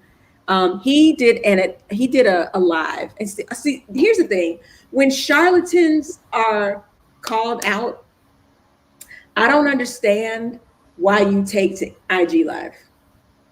Someone invariably comes in and is like, hey, but what about that such and such? And then you feel like you need to answer. Mm-hmm. And so all I'm going to say is look up the hashtag Darius Crooks.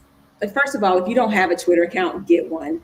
You don't got to do nothing. You don't got to follow anybody. Just follow what's trending and see what's out there. That's what I do. It is the perfect voyeur app. I do not get into discussions with people. I post things sometimes, mostly about this show or our website, whatever's on my mind or whatever. But I don't get into back and forth with people anymore on Twitter. That was what I did in 2019. I don't do that shit anymore. Right. Yeah, I was still in my 30s then. New day, right? I'm fuck with that shit now. I was young and spry. But this shit here, just look at the pictures. Like the receipts that people have, and then he's like coming back with beef. And people are like, bruh. So when they renamed him Darius Crooks, like that was, that was the equivalent of you want to see a dead body. Right. And he's still out here tripping. He's still out here stealing shit, talking about he didn't steal anything. And, if that's the case, then why is Kitchenista such and such? And it's like, bruh, stop. Just say it's not yours. And what got him in trouble is that he co-signed like a collard greens recipe with something in it.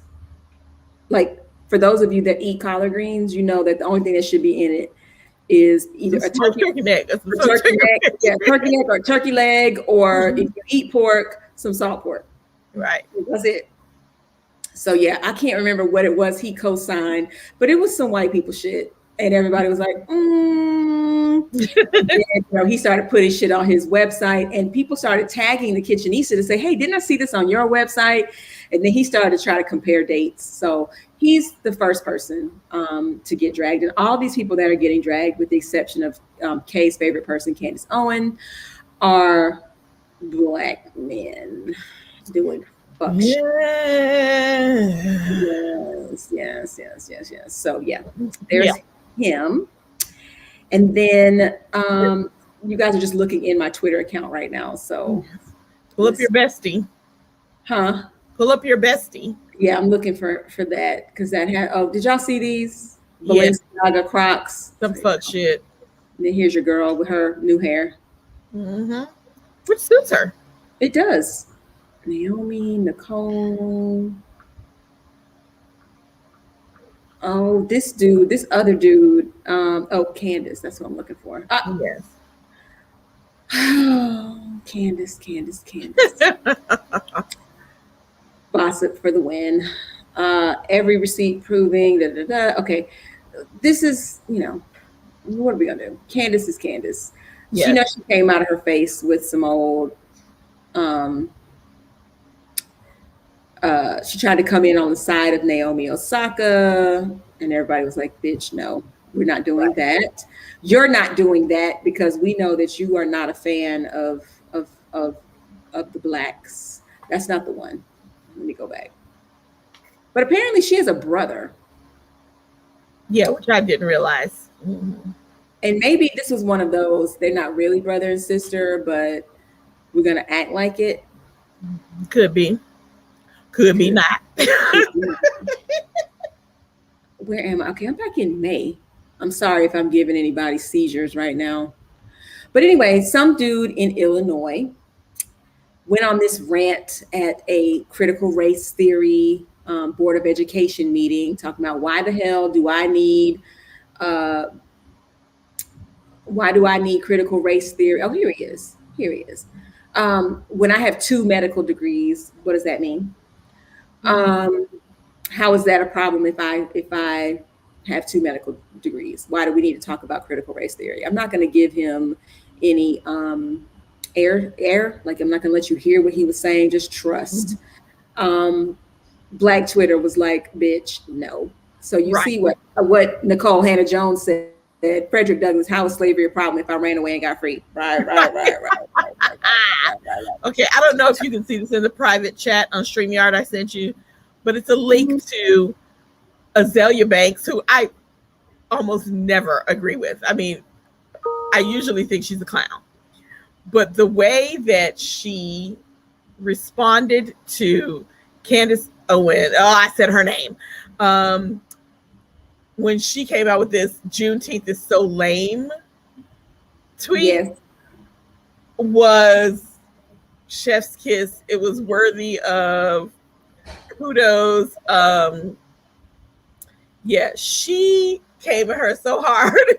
She came at her so hard. You listen.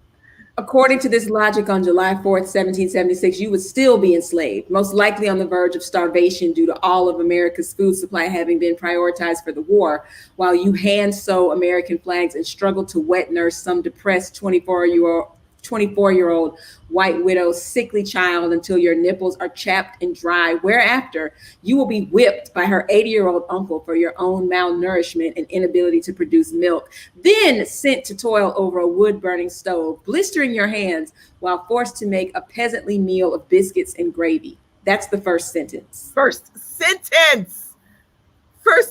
Shall I read the second? Yes. You will be watched closely by her irate, sunburned, and whiskey-soaked 80-year-old uncle to be sure you do not sneak a single biscuit or fingerful of roux to yourself. After you've watched everyone eat, you will be sent to do the cleaning up. Your last task will be brushing the stressed and balding white widow's hair to prepare for her sleeping bonnet, a deep rest in her comfortable canopy bed. Next, your final descent down the stairs and out the back door, where you proudly sleep on a bed-bug-infested pile of hay in a 6x4 cabin you share with 4 other slaves. Happy Independence Day, bitch. Listen. Right. Bed-bug, first page. Pile of hay. Well, wait, go to the next one.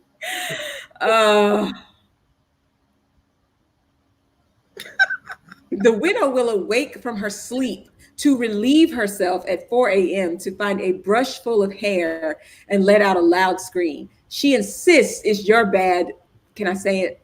You can say it. Bad nigger luck making her bald, and orders you to be hung from a tree immediately. With the help of one other strong black male slave, you are hung with the strap of a horse saddle off an oak tree 1 acre away from the main house as a warning to any other slaves who were brave enough to fuck around. Tread lightly, sis. Sis? Okay, Candace. Okay, sis. Okay. Right, Okay. broken clock, that part. And who is working on the animation for this? Because I want to see it, Meta. Yes. Oh my God. Somebody said, like, all bullshit aside, we needed Jordan Peele to get her in the writing room because this shit was horrifying, but true facts. Yes. Yes. Azalea for the win. For the win. No doubt. So so she got a coon brother as well, who's out here doing the man's work. But this right here, woo! Yes. Okay, so please tell us y'all have seen this read. Raise your hand if you have seen this read, because if you haven't, you about to get your life. I'm gonna play this one. Okay. So somebody named Jay Hound decided that dark-skinned black women can't wear, any color wigs like light skins. So you have to tell me if you can hear this. Greyhound on Facebook says dark-skinned girls cannot wear any color wigs like light skins, with a smiling emoji. I just have a couple questions for you, Jay. When you gonna get rid of those pale-ass plaits you've been rocking since you got off the poker, Jay?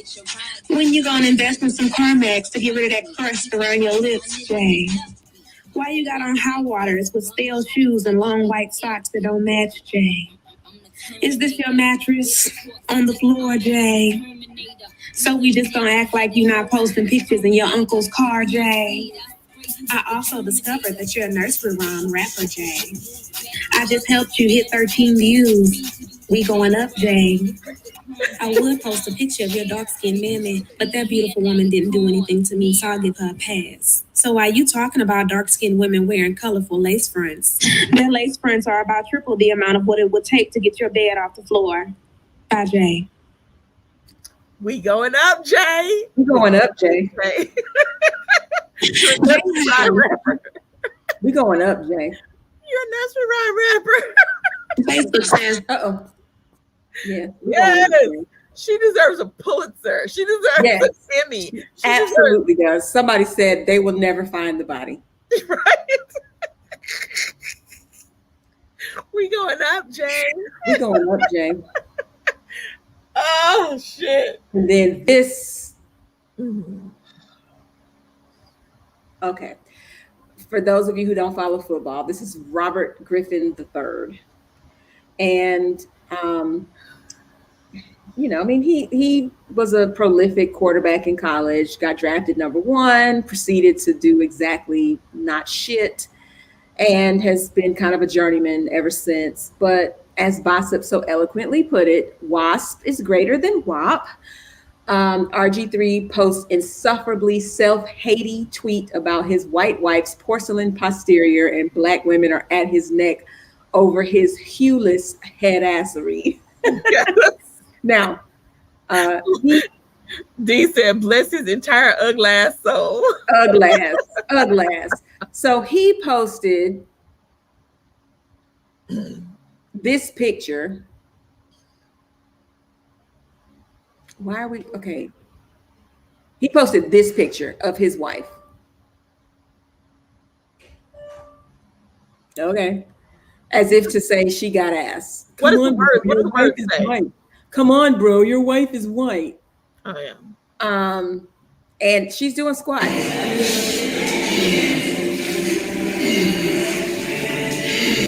What are we supposed to take from this? Right. You know exactly what we're supposed to take from it. Yeah. So, yeah, they came for him. And then he doubled down and was like, just because she white don't mean she not thick. Okay, but she's not. So what we're going to do is keep it fucking moving. Mm-hmm. And so, yeah, he had one white wife when he got into the league. He divorced her and got another one, which, again, neither here nor there. However, no one cares. Yeah. No one cares. Clearly, you want us to, though. You want us to care. Mm-hmm. Go call Hubert Davis, who is also proud of his white wife. Mm-hmm. And being white, you ain't got no cheeks. Again, I'm not mad at you to fill out a sundress, bitch. What?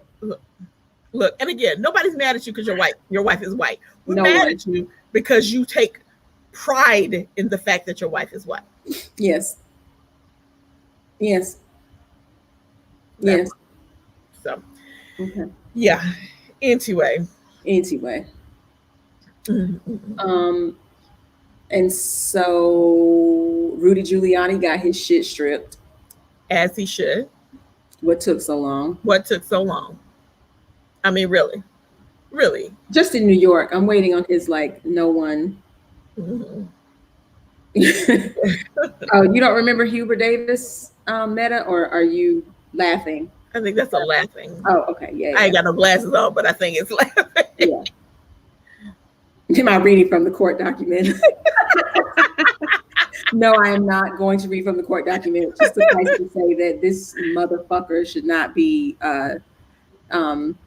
practicing law anyway. Right. He's been playing wiffle ball with the law for a long time. He has been playing wiffle ball for real. Did you hear about the Joint Chief who got called before Congress? What's up, FB?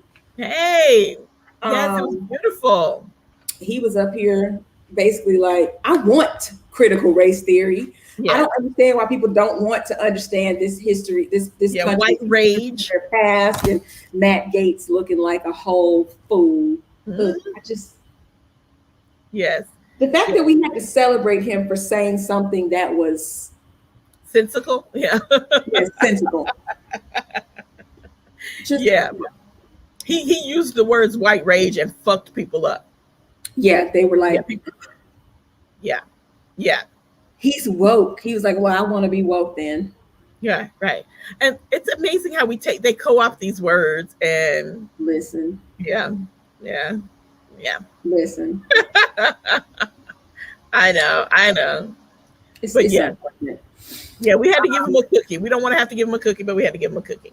Yeah. He can have some potato salad. He can't bring it, but he can have he can have some. He can have some. Not a whole plate, but yeah. The former NRA. Okay, so a former NRA president was invited to give the graduation speech at a high school in South Florida. Mm-hmm. And he gave the speech. They told him that it was just the rehearsal. So he gave the speech to an empty audience, but really it was 3,400 and something seat empty chairs, and it was there to, commemorate the number of deaths of students who had lost their lives. They should have been graduating in the class of 2021, but there were not. Mm-hmm. And he was like, "Oh, it was a demonstration of some sort." It's like, yes, bitch. Told them it was a rehearsal. He got all in his garb and gave the speech. That's some Daily Show shit. It really is. It was fantastic. I mean, You're up here banging your gavel on, gun rights. Yes. Yeah. To a high school crowd, regardless of whether you thought it was tone deaf much. Yeah, rehearsal or not. Yeah, Okay. Bye-bye. All right. Yeah. Just a rehearsal. Right. Mm-hmm. In Florida. So, on this next and then your boy. Florida. Yeah. I am, and to answer your question, why does Matt Gaetz still have a job? I mean, MAGA. He's white. Yeah. You gotta make it hard because it's white. Yeah. Derek Chauvin. So 22 and a half years. How many before parole eligibility before parole?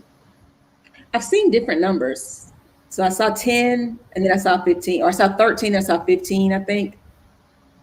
Maybe it's, well, I don't know. Yeah. Whatever it is, 22. Yeah. Yeah. So that's problematic. I know we want to be excited because he got some years, but he's not going to be in prison all those years with the sentence like that.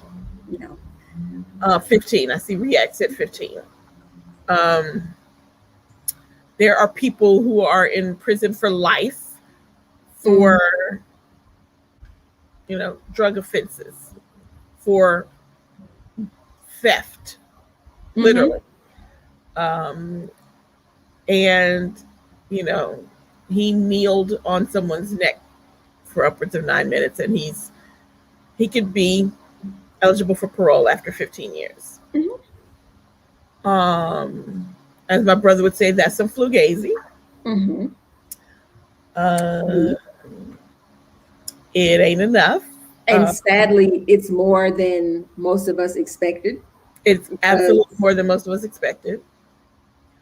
Completely thought that we were going to get some old,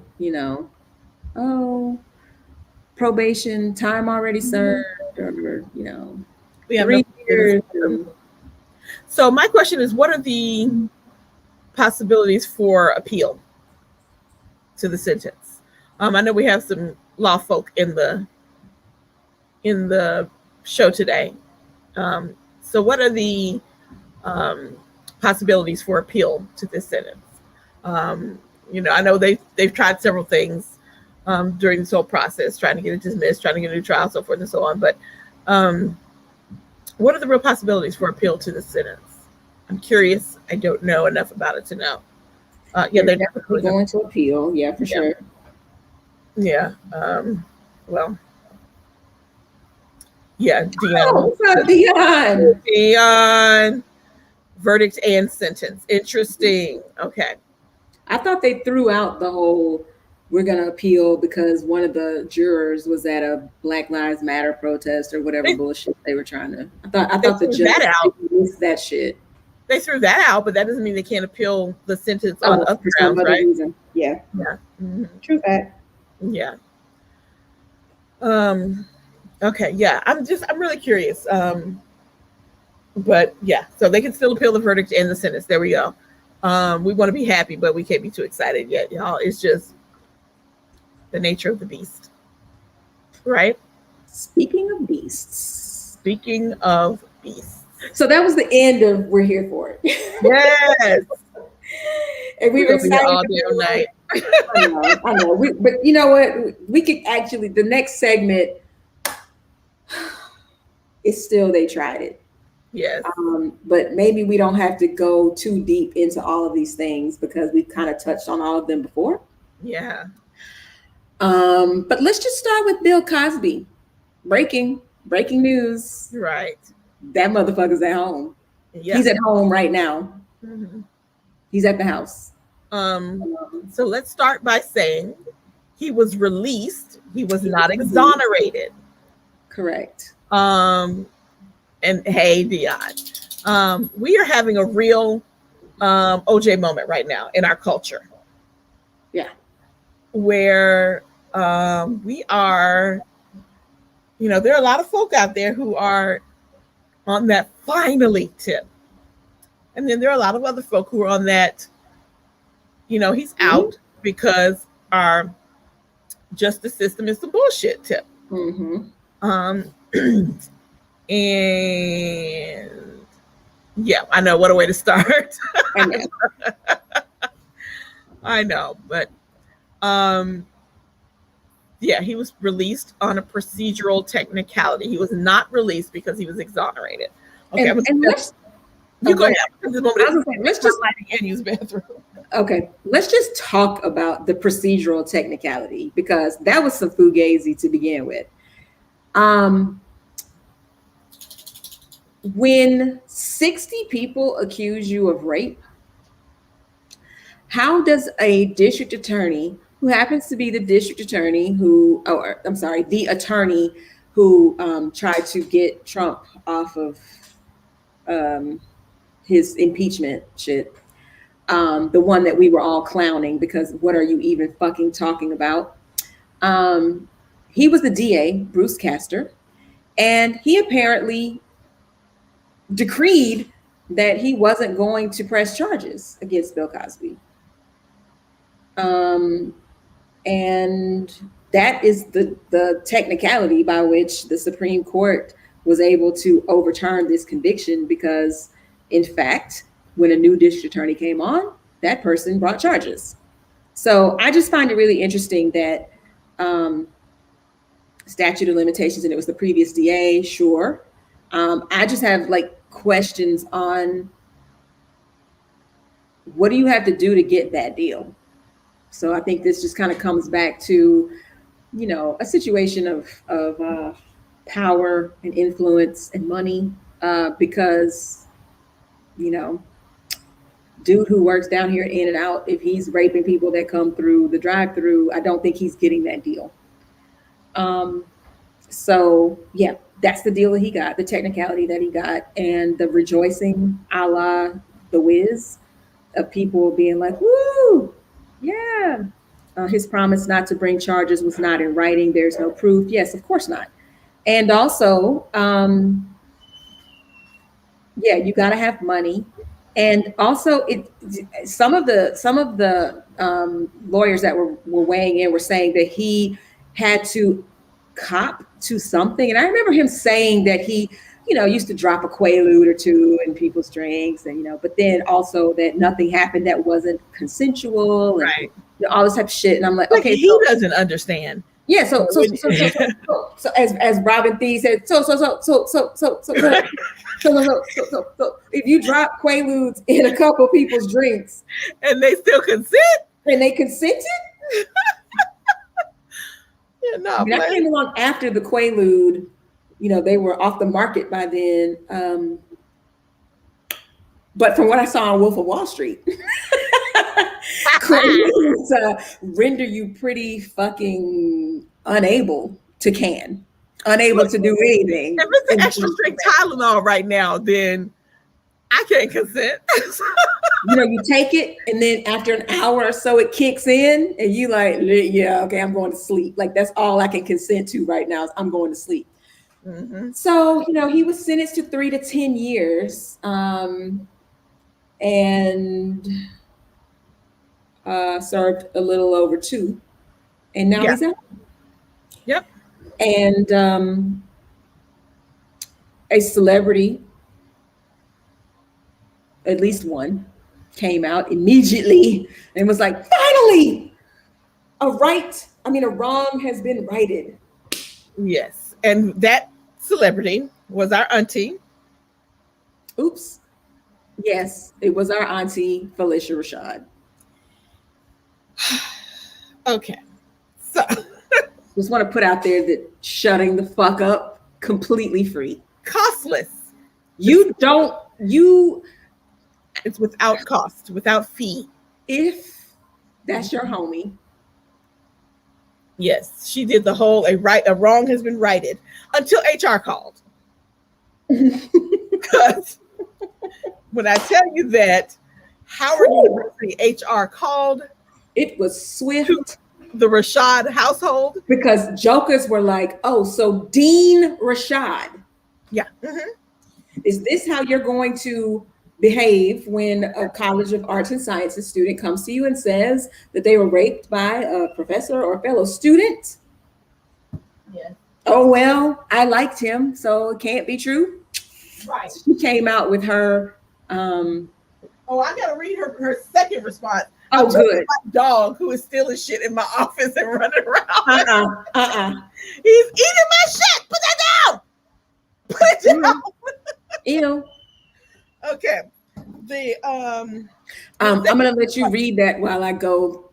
Yes. I'll be right back. Okay. But don't go on to the next story without me. Okay, I will.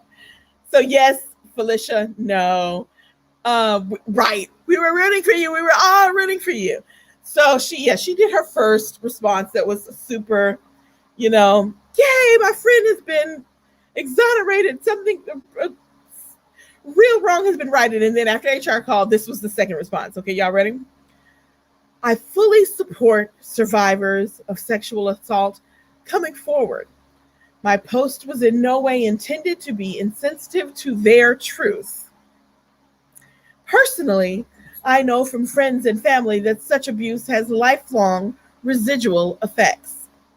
My heartfelt wish is for healing.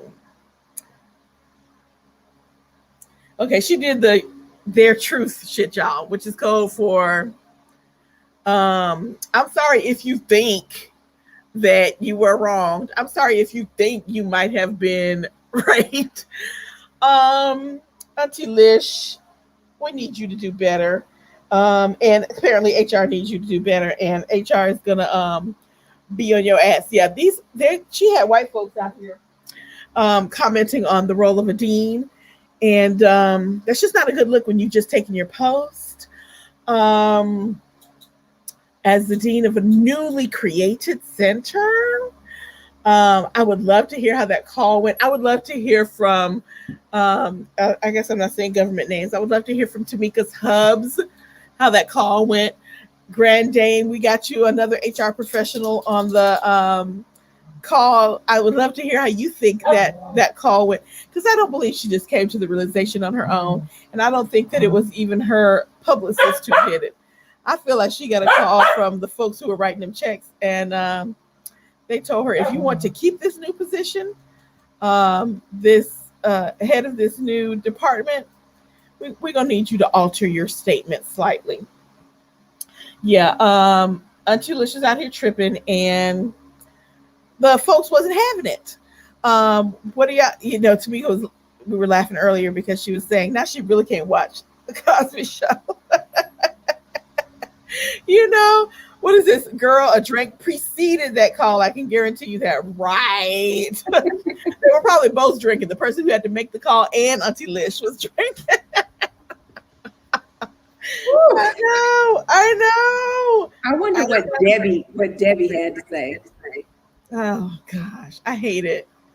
Yeah, because Debbie was like, "Girl, what are you doing?" She was not aligned. I believe she was not aligned with that message. Yeah, because she went live on Instagram with a dance class. But when I saw that she was live, I was like, ooh, let me see what she's doing. It was a dance class. Because I was like, I want to know if Debbie was like, look. Right. On Beyonce's interwebs.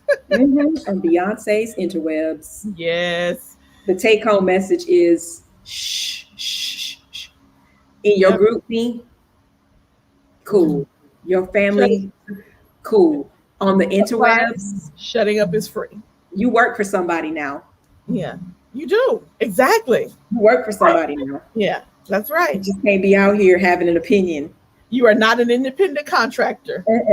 Okay? Right? You get a W-2. Damn it.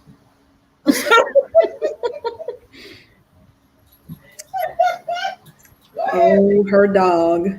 She bit her dog.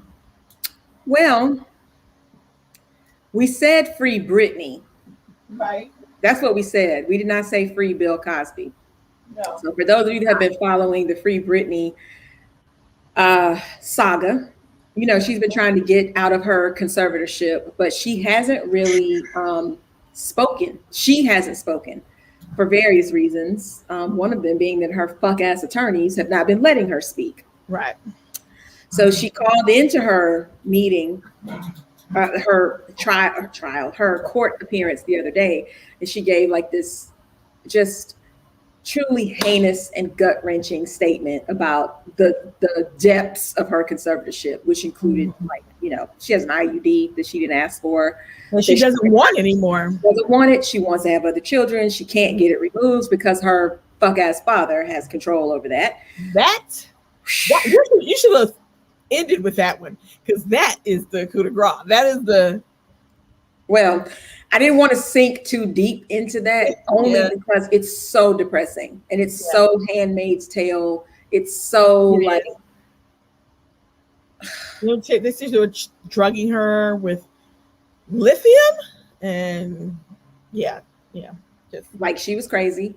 And everybody that is around her is complicit. Her sister, her mother, definitely her father, everybody who stands to gain from this conservatorship. Yeah. Did you see her sister came out with a video statement? And basically she was like, I have always supported my sister, exclusively supported my sister. Just because y'all don't see me do it with a hashtag doesn't mean anything. Blah, blah, blah, blah, blah. But yeah, that was recent. Look it up. She looked a little haggard. She looked a little, but anyway. Okay, Jamie Lynn. Right. So, but the thing that takes the cake, and y'all know that my namaste.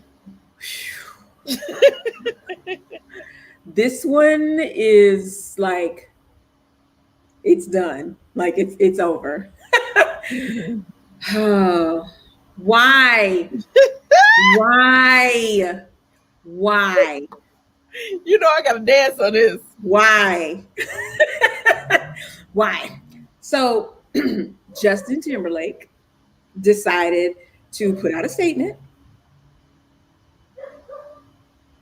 And as soon as I read it, I was like, damn it. Mm-hmm. Y'all know Justin Timberlake had not one but two songs about her. Yeah. Right. After what we saw today, we should all be supporting Britney at this time, regardless of our past, good and bad. And no matter how long ago it was, what's happening to her is just not right. No woman should ever be restricted from making decisions about her own body.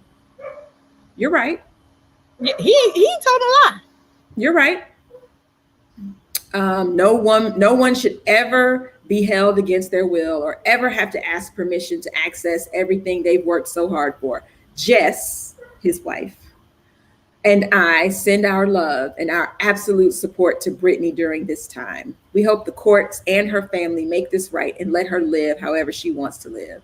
Now, mind you, if any of you haven't watched the Free Britney special, or I think it was a Vanity Fair special, watch it.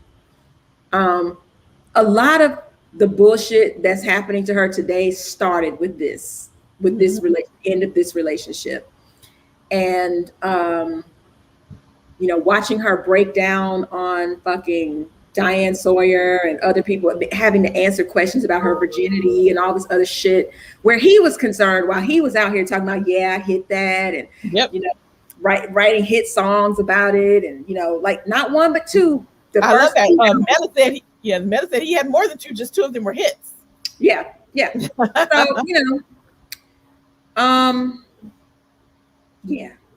it didn't sit well.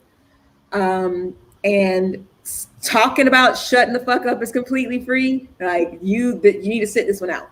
Yeah, absolutely. He didn't say anything that was wrong. He did not say a single thing that was wrong. But those are today's lessons.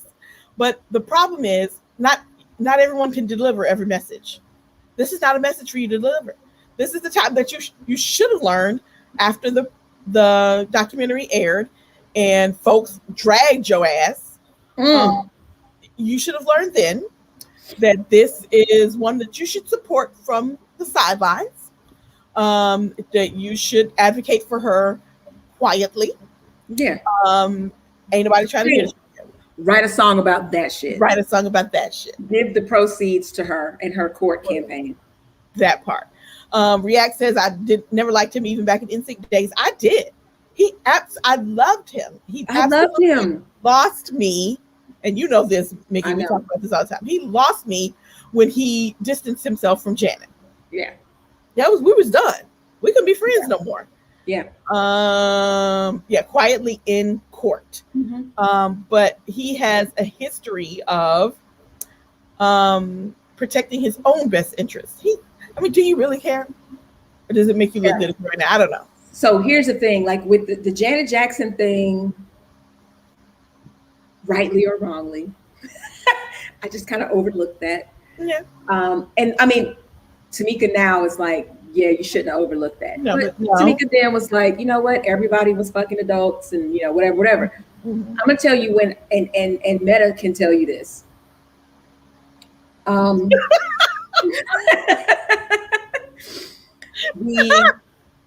I set the Janet thing to the side. Like I didn't forget, and I wasn't like, oh no, it's all good. Like she needs to, I wasn't on that page, right? I was in a made up gray space. Like I was decidedly like, I don't want to quit on him yet. Yeah. Meta will tell you when he put out that I Am a White Man album, that and the camouflage and there it is. There it is. That's the thing right there. Because after I want to be an R&B artist and I love Black people. Jerry Maguire, I love Black people. I got cornrows and I can dance and I got this and I got that and da. When he put that album up, Meta will tell you I have not listened to a fucking track on that album. Oh, because I was like, that was him decreeing after all that, I'm a white man. Yes. And so, in spite of all that. Mm-hmm. In spite of all that. In the face of all of that. Yes. In the face of all the people who made me what I am today. That's cool that you wrote for Beyonce and you're friends with Jay-Z and all this sort of shit. But at the end of the day, you want us to know I'm still a white man. Because Man of the Woods, what the fuck? What are you talking about right now? She's... Girl, T was big mad. T was big mad. Never got over that. And then after that, everything was colored by that. And I was like, I don't trust him. I hate that you kind of bounced a little bit on that. I don't trust him. I don't trust him. He got to say he is no longer my FWB. Yeah. I got to make room for somebody else. I don't even know who I don't think I have an FWB anymore. I know, right? Now I have a don't FWB. FWWB. Don't fuck with. You know how they say I can tell them from a mile away, so I knew he was like that from NSYNC. Interesting. Yeah. Just capitalizing. You know, on the culture. I had to go ahead and put that out there. Like, you know, dude, no. Yeah. No. Yeah. No. He's out here being trash. Speaking of trash. Segue. Speaking of trash, Brian, tell us about Brian Kemp. He's still trash. I mean, he always was trash, always gonna be trash. Brian is out here making it so he's like, okay, you know what? Have your little holiday. Celebrate your little freedom. What you're not gonna do is get paid to take this day off. Brian Kemp, the governor of Georgia, has said, I understand that this is a national holiday, but we only get so many in the state of Georgia. 12. Yeah, and this would be a 13th, and I mean, we're just not. It's against the rules. So we have to work. We have to earn money. Yeah. So you can take your day off if you want to, but you're not going to be getting paid for that. Unless it's a floating holiday. Yeah. So boom. Brian out here Kemping. Kemping ain't easy. Kemping ain't easy. Hot flaming trash. He stays that way. You can put water on him and he'd still be flaming. And that's Brian. And Georgia, we are in dire straits because I don't know if you Congress gives it. Oh shit! I love that. Like the rule, but doesn't he make them? Exactly. It's like how many princess movies have we seen about this where a woman can't be ruler of the country? Yes, Zamunda. I can change the. I thought you were the king. We've seen too many movies, Brian. Watch Coming to America. Anyway. Brian. And Kasim Reed. I mean, you remember talking about Oily? Yeah. I mean, we love Kasim and hate Kasim because Kasim got some great shit done while he was here, but a lot of it was ill-gotten. Yeah, I mean, well, duh, but it was shit that looked great in front of cameras. He went the way of Kwame Brown. Not Kwame Brown, Kwame Kilpatrick. Kwame Kilpatrick, yes. So he, he's running for mayor again. He held a giant fundraising event. I can't remember how much the plates were, but it was something fucking ridiculous. The audacity. Yeah, if you know, put it in the comments. But he's out here basically saying Keisha ain't do shit. Bring me back. You saw I had Atlanta popping and I get it popping again. But corruption much? He's about to be under federal indictment. Yeah. And he did. You're right. Because he did not have to deal with Trump and Kemp either. You're right. But isn't that just like the way? Yeah. He's taking a page from his white counterparts. His penis-bearing counterparts. Yes, he is. He is. Blame a black woman. Mm-hmm. Say, never mind the fact that she had her hands tied behind her back. That's the IEA face. For the uninitiated, that's the I eat ass face. Thank you, Kevin Hart. And I left him off too because I didn't want to talk about him. Yeah. Okay. But yeah, he was not popular when he was getting clowned by Nathan Deal about Snowpocalypse. I don't know if everybody can see that, but Snowpocalypse, that's right. Yes. And see, because he's now being like crab in a bucket. Oh, absolutely. Atlanta's gonna wind up with a white mayor. Don't say it. You said it. Take it back out. Snatch it back out.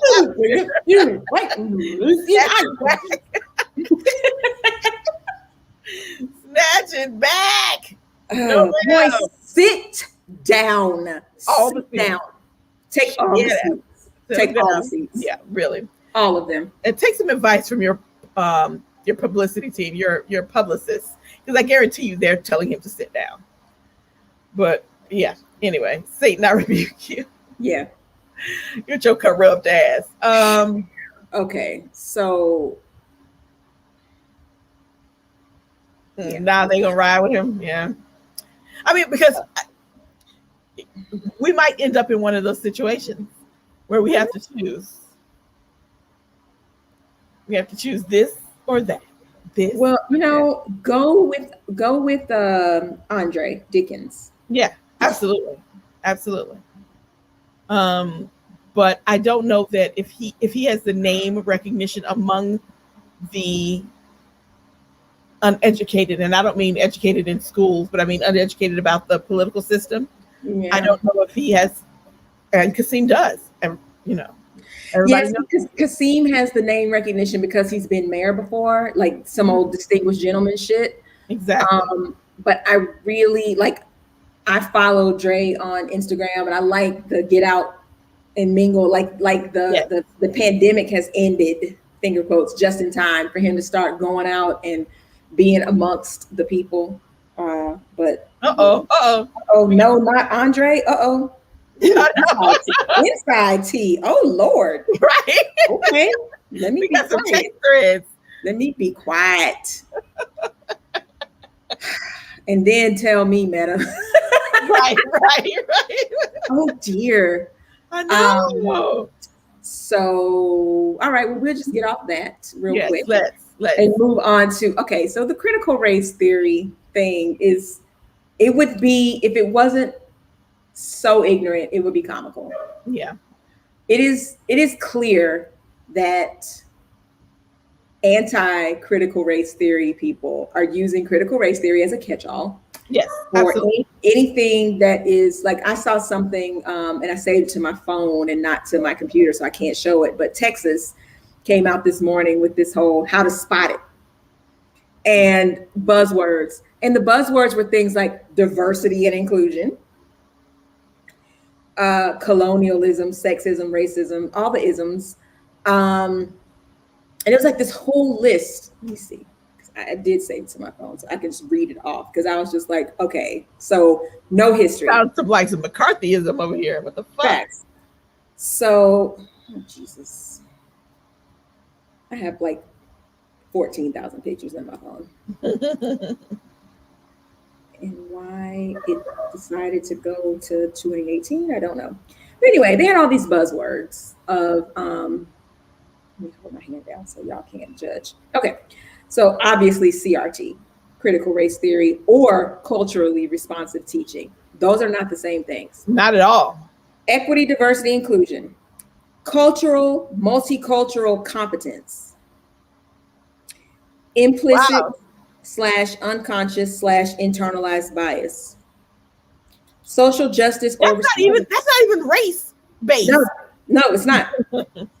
Systemic, structural, institutional racism or oppression, microaggressions, anti-racism, white privilege, fragility, supremacy, culture, prejudice, which is hilarious because white culture is not a thing. Like, your culture is appropriating everybody else's shit, but okay. CQ, like IQ, but cultural intelligence. What about EQ? But whatever. Okay. Colonialism, neo-colonialism, colonizer, decolonialism, power structures or racial hierarchies, normative, that's a buzzword, normative. Wow. Disparate outcomes or inequity, identity, ally or allyship. Get the fuck out of here. Afrocentric, Eurocentric, social constructs, Black Lives Matter, reparation or liberation, and ethnocentricity. That was Texas. So these are all the states that have something that they're trying to do. The gray states are the ones that haven't tried to do anything. They're like, yeah, whatever. These gold states, the bill has been proposed. Here's Georgia.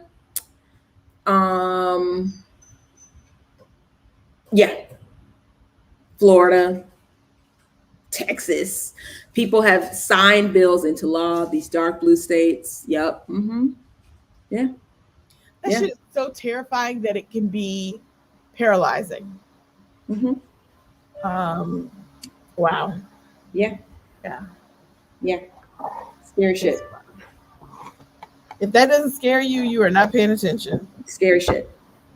That is how committed they are to conflating critical race theory with anything that remotely resembles living up to the ideal of America. Yeah, but they're putting things in there that literally have nothing to, like Meta said, normative is just a phrase that, a scientific phrase, a scientific word, not phrase. Yeah. Wow. So anything. So my question is, do we just get rid of history in books altogether?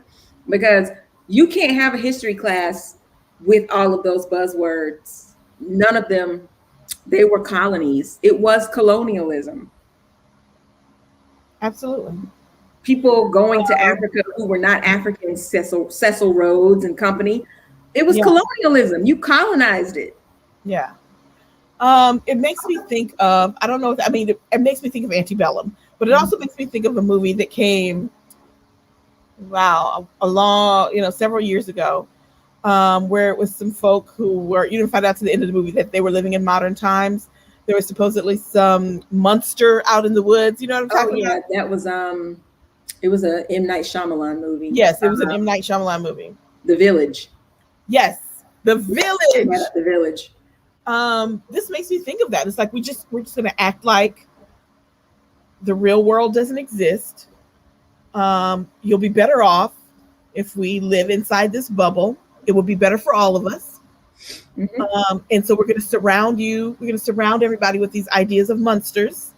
That if we go beyond these borders, the monsters will get us.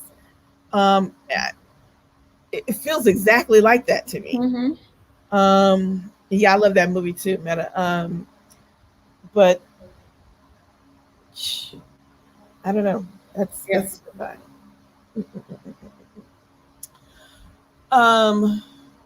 Yeah. I have nothing to say about Jared and Ivanka. I just talking about they tried it.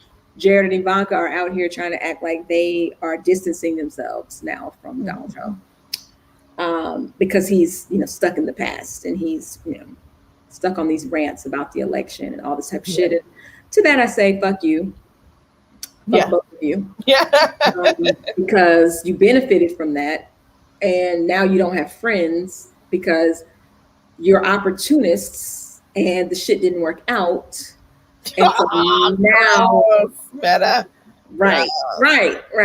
And I don't think that's the case at all. I think she probably still is sleeping with him. But no, we doth not purchase. Yeah. We tried it. And everybody in that aura is trying it. Everybody's trying their own version, except Kevin McCarthy, but and them clown asses in Congress. But everybody's trying their version of, I don't fuck with him for real anymore. Which is crazy because he's getting louder. Mm-hmm. He's not shrinking away. He's, No, because they're hoping to win the Senate back so they can impeach Joe Biden. Right. And put him in office. Mm-hmm. Stay woke. Yeah. Mm-hmm. Yeah. Okay. And then the last thing, see, I told you it wouldn't take that long. The Delta variant. Listen, let me, can I just appeal to everyone's common sense and logic for a moment? We said this when they first said, once you're vaccinated, like, ooh, okay. Chris Paul, who is the point guard for the Phoenix Suns, tested positive for the coronavirus and was like, I'm vaccinated. Mm-hmm. Right. So one of two things is true. You're either not vaccinated and you tested positive, or you are vaccinated and you tested positive. And both of those things, it can be true. People, listen, it's the flu. Think of the flu. Mm-hmm. You get the flu virus. I mean, you take the flu vaccine, you can still get the flu. Absolutely. It's diminished. Mm-hmm. It's not going to put you down for 2 weeks, right? Right. This is no different. Mm-hmm. And smart money says protect your neck. So keep a mask on your person. In crowds of people, put a fucking mask on your face, because vaccination is not a cure. We have not been inoculated with a cure. Right. We've been inoculated with something that will speed up the immune response if you come in contact with it again. So now I'm gonna share something with y'all. Recently, I lost taste. I could only taste sweet. I could taste a little bit of salty, but I could really only taste sweet. Call my doctor. I was like, listen, do I have coronavirus? Like, this is the thing that I need to know. Right.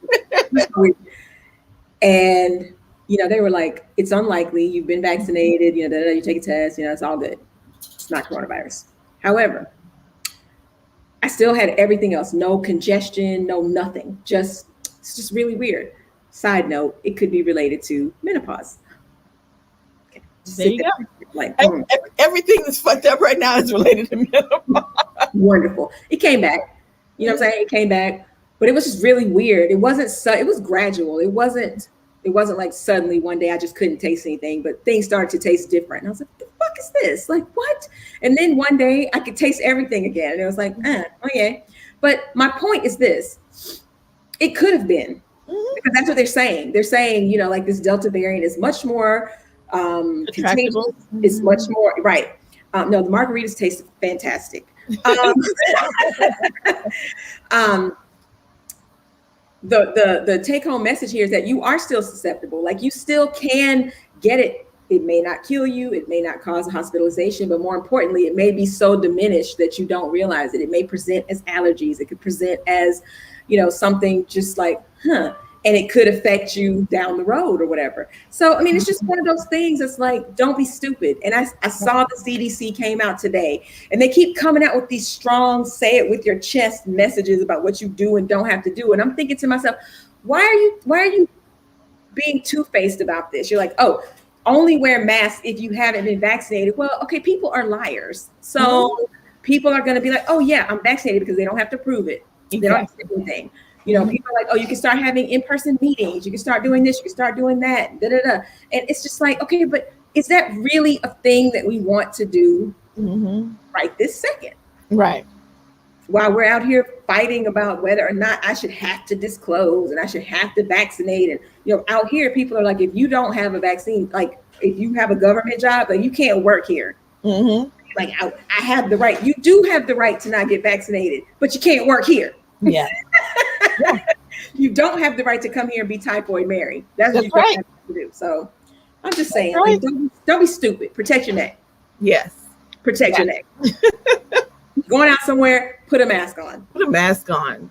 Put a mask on. When you're eating, eat. Yeah. Put your mask back on. Yeah, I mean, we're used to it though. I mean, we're used to it now. And that's what I'm saying. Like, it's a security blanket at this juncture. Like, I just absolutely. No mask. And I'm noticing, and I've talked with a friend who's an epidemiologist, and he confirmed people are getting colds right now. Colds like crazy because we started taking off our masks, and we're susceptible to a whole bunch of shit. Exactly. Exactly. So don't be stupid, Cousin Larry. Right. Don't be stupid, Cousin Larry. Protect your neck. Protect your neck. So y'all, we have made it all the way to our C block, which as always is go see or nah, B. So as always, we need y'all in these comments, letting us know what it is.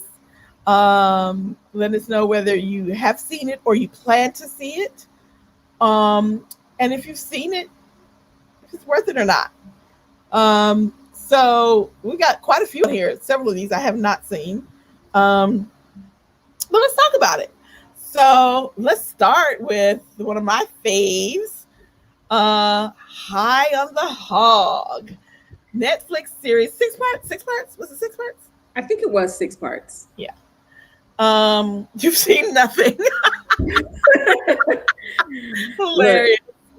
I said High on the Hog was like the Stanley Tucci show on CNN for Black people. Yes. Oh, so good. Let me tell you, first episode, sobbing. Yeah. I was verklempt. Sobbing. Yeah. It takes you through a whole range of emotions around food. So it made me hungry. Yes. It made me sad. Yes. I bought the book. I started reading the book. You have? Yeah. And it's just like I'm gonna order the Jubilee cookbook. I got that. You did? Mm-hmm. Yes. Sobbing. Yeah. You get caught up. You're like, yeah. Because it tells, girl, look, it tells the story. It's like a walk through history. And with food, holding hands with food on this walk through history. It made me want to go back and try foods that I don't like. It made me decide that I'm going to have a quarterly dinner party in which I cook some shit that is, I don't even want to say derivative because I don't want to diminish the history, but some shit that comes from recipes that were both around long before slave trade, and the ones that our ancestors brought over, and the ones that we adapted. So I really want to explore some of those foods, and I want to do it in a way where I don't smorgasbord it like we tend to do on holidays. Right. But I really focus on 3 things and invite over some people who I normally wouldn't sit around the table and talk with, and have some sometimes hard, sometimes because I'm like, I'm gonna need you to do it the last week in August. That's the next time I'll be in Atlanta. Okay. I mean, seriously, for real, we will have a dinner party. I'm talking we sit around the dining room table with some candles. We have some food that has been very thoughtfully prepared. Yeah, because I really want to try pepper pot soup. Yes. Well, I'm not going to eat the pepper pot soup, but I'm going to make the pepper pot soup. Yeah. And like okra. I loathe okra. Like, I can only eat it in like gumbo. But there were some recipes that they talked about on their website that actually looks good. I was willing to try okra again. And I've seen iterations of okra that tell you how to get the slime out. So I'm here for this. I'm here for the whole. Yeah. I'm here for the exploration. I'm here for the conversation around it. The connections they made between foods from the continent. Listen, and the way we eat food here now, and I don't mean just the slaves, the enslaved people had the scraps. I don't mean that kind of shit. I mean literal connections between this shit. It's like, why do we eat the mac and cheese? The mac and cheese. I was like, I can't even fuck with milk anymore, but I'm like, I'm doing it that way. Look, the spaghetti and fish. Yes. The oysters. Like, really?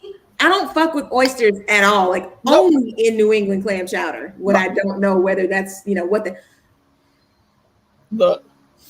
Just the miseducation of the Negro. Like, right. Miss Tipstar. That is how you will be. You will be, yes. Hungry the entire time. It was like, Just watch High on the Hog. 6 episodes. Each one will take you through a whole other range of emotions. It is going to educate you, and you are going to love it, and it's going to leave you inspired to do some new shit. Dude, some new culinary shit, some new life shit.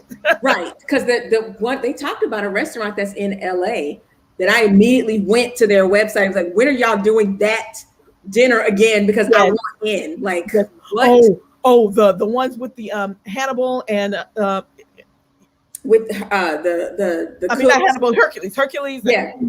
George Washington and Tom Jefferson's cooks. Yes. Thomas Jefferson's cooks. Yes, that one. I want to go. Yes. Yeah. Perfect. So High on the Hog. High on the Hog. Watch. Go see. Yes. This is your obsession. It is my obsession. Listen, first of all, I love Paul Walker. Like, when he died, that shit hit me like we were boys, like we were friends. Like, oh my God, he just turned 40. I'm about to be 40. They were filming the movie down at Georgia State when I was in grad school. I mean, it was crazy. But I remember watching the first Fast and Furious and being like, okay. 20 years ago. Yeah. Literally. Prior to my youngest child being born, like 20 years ago. But so I saw that they were coming out with a Fast and Furious 9 like 2 years ago. And I was like, why are they still making these fucking movies? And I was like, one more to go. I know, right? But I'd seen Hobbs and Shaw in the theater. I went with Cam, and I was like, okay, I mean, it was not terrible. It was high energy, but I don't know, something just kind of was like, okay, they're still making these movies, and it's been 20 years. And it's like, once I went back and realized that it was 2001, I was like, I gotta watch these movies again. So I did. I watched them in story order. So because in film order, so 1, 2, 3, the third movie featured a character who died. Oh, And really? then in the fourth movie, he showed back up, and that shit didn't make any sense. And so, actually, when they were filming number 6 in Atlanta, or 7, whichever one where Paul Walker died, I think it was number 7. One of my classmates was actually like, "Oh no, see what happened was number 3 was filmed out of order, and da da da da." So I became kind of low key intrigued even then, but anyway, I watched it in story order, and it made much more sense to me. Complete suspension of disbelief because right. complete. And I mean, I just became kind of enamored of the story of the theme of family, and they had a lot of representation early. I mean, after the first movie, fucking Tyrese coming on, he was like the blackest character for the rest of the movies. Yeah. Can I tell you something? Yeah. I've never watched a single one all the way through. Never. But I want to. I did want to. But then they kept adding more, and I was like, shit, I'll never be able to. No, just do it. I didn't do it all in one day. I did it over a week. I watched like one a day leading up to the premiere of the 9th one. And then I thought that was going to come out on HBO Max, and I wasn't going to have to go to a theater. But I wound up going to the theater to see it. And I sat in one of those chairs that gives the... Oh, okay. So that was kind of fun too. But I enjoyed it. I would say if you can let go of the fact that none of this shit is believable or possible, or starting with the fact that movies, yeah, right. I mean, the fact that Vin Diesel has Jordana Brewster for a sister, it's like, yeah. And then coming up, John Cena's in the last one as his brother. Like, okay, what the hell? Like, okay, but I enjoyed it, and I would say, it's worth, if you have the time and the energy and the patience, to just kind of go back and watch them and then go see it. Okay. That's what I would say. I have not watched Fatherhood, though I plan to. I haven't watched it either. Somebody started watching it Juneteenth, and they didn't realize what it was, and it was immediately like, yeah, this shit off. We were gonna watch it on Father's Day, and I was like, this seems like it's gonna be sad. Right. But it's like number 1 and has been for a while running. So I have seen people complain that it wasn't funny, and I'm like, wasn't supposed to be.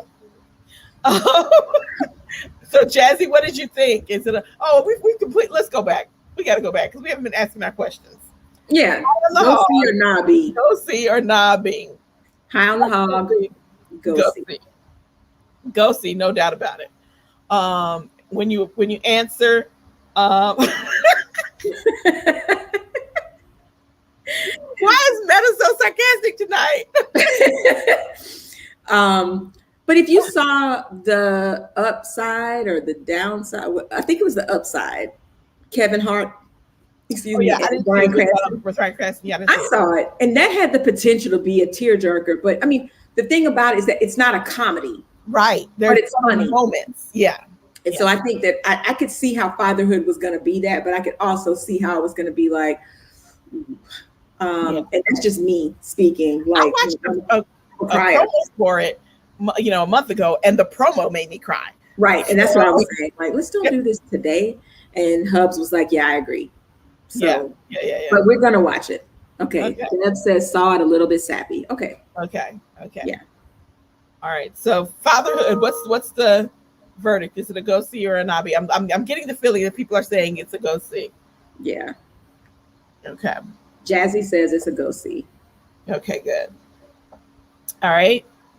Army of the Dead. Is a Grand Dame still in the chat? Because this is her brother. Right. This is a Zack Snyder film. Right. So lots of like over the top blood and guts. Mm-hmm. Omari Hardwick is in it. For those of you who don't know, from Power. We watched it on Father's Day weekend. It's long. Knowing that, go see Bev. Really? Okay. I just wanted to know if you were in it because there was a little bit of controversy around around Omari's character. There's controversy around his fraternity. Well, having watched the movie, I still don't understand why that was necessary. There was no allusion made to it whatsoever. So, okay, two things. It's filed under, you have to, it's cheeky and, any one of us could have written the script for it. A lot of killing, a lot of, zombies. It's a heist movie. I mean, it's a lot of things rolled up into one. That said, it wasn't the worst 2.5 hours I've ever spent watching a film, but it was like not great. You know what I mean? Like it was like, okay, I'm glad it was on Netflix. It just was a lot. Zack Snyder is from the Lord of the Rings school of storytelling. So there's just a lot of content that wasn't necessary. Yeah, it wasn't terrible, but Bevy said I was talking about fatherhood. I was like, really? Okay. Let's see. I read about that, and Cell said there kinda was. He was the last man standing. Yeah. So I mean, if you're in the mood for a zombie Vegas heist movie, I mean, it had all the elements of every heist. So it was Ocean's 11 meets, Walking Dead meets, all that shit all rolled up into one. If you're not of a mind, like, okay. And the zombie was alpha or something. You see, I might have missed that, Grand Dame. I don't know. I might have missed some of the context around, but I thought I was watching it pretty closely. I don't know. My of all fantasy and science fiction, zombies do nothing for me. Like same. Literally, I'm just like same. Army of the Dead was the name of it. Meta. Okay, and so I guess that makes sense if the initial zombie was alpha and Omari survives, so to speak, and is the omega. But again, that's so meta. Like that's so like what? No one is paying attention to that. But okay, Jazzy, it's because you have better things to do with your time. That's why you didn't. But all of BGLOs were just like, how dare he put a fake Omega brand on when he's an alpha? He's betraying his fraternity and blah, blah. It was the most ridiculous shit you've ever heard in your life, but people were serious about it. You hear me? That people were. If I had to portray a Delta, I would be like, is that essential to the story? And if they said it's essential to you getting this bag, I would hold up the triangle. Can I just wear red and not make mention of that? Like, do I have to like throw up a pyramid? Like, what do I have to do? Yeah, I would be crimson and creaming it if it's essential to the bag. Trust and believe.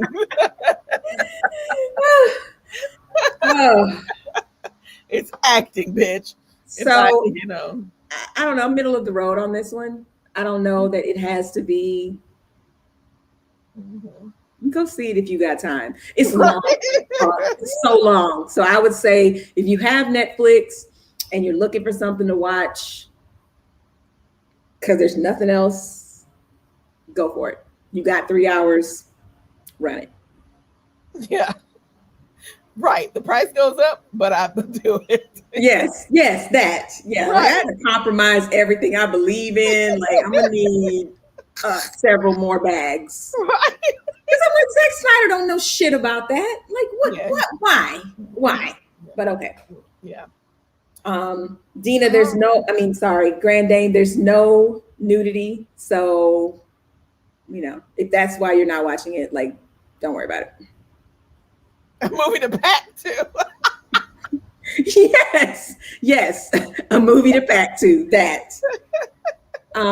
So I don't know if y'all seen the trailer for The Harder They Fall, but like the entire Black Illuminati is in that shit. Yeah. Regina King, Idris, your man from Lovecraft Country, some other people. And it's like a set in the I think it's post Civil War, maybe. But anyway, it looks interesting. You're right. You can stop at Regina King. I'm there. Yes. Right, Like really. the trailer. It seems like it's going to be super entertaining. Or as Kobe says, oh, it's got that buff lady in it. Not that buff lady. Tell Kobe I need her to do better. Okay.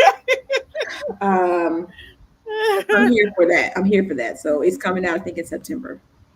Yeah. So, Yeah. I'm here for it too. Yeah, definitely a go see. Definitely. Definitely.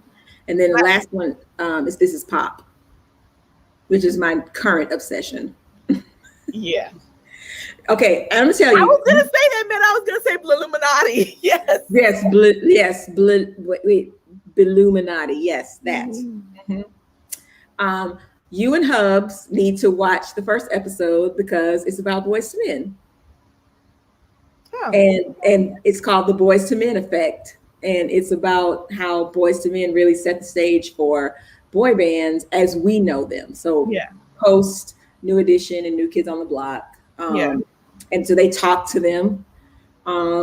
There's clearly some animus between them and Mike. Mm-hmm. But they don't go too deep into it. You know? But it was really, really interesting. And back to the thing that we were talking about earlier, about, you know, stealing.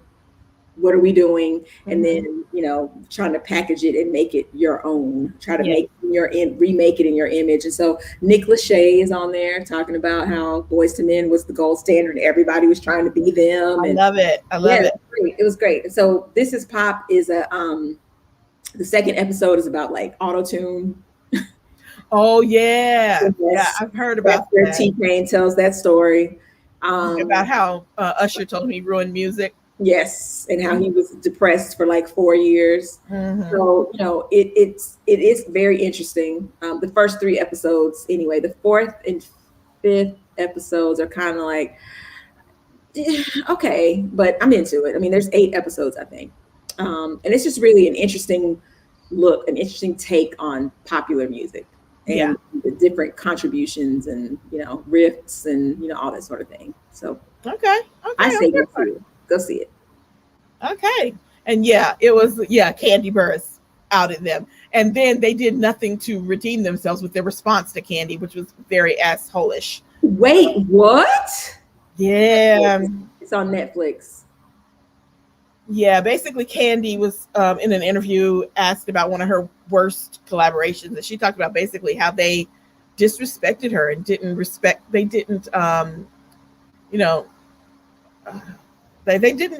her expertise and they were rude to her. And it was really, really bad. She said, you know, I'm over it now, but she said it was really, really bad at the time. Then Wanye went on like an Instagram live, because that's where we do these things, and commenced to being an asshole and responding about it. You know, and basically trying to say she wasn't all that. And it was not a good look. So that was that. It's unfortunate because I was really like, oh, I know. And I do think it's particularly Wanye, but well, that doesn't shock me at all. Not at all, right? that all tracks. Yep, exactly. So you guys, we have come to the end of the road. Oh Oh snap! my God! And so, as we like to do at this time, we're going to recognize our partners who are so valuable and cherished to us. We first start by saying follow us on all platforms at Twofer Blog. Go check out our 2 most recent blog posts that we made y'all wait forever for. But we also have another one in the hopper that we're working on that's going to, it's going to be a thinker. So look out for that. And comment on our blog, comment on our posts about our social posts about our blog posts too, please. Your engagement, like we say, matters.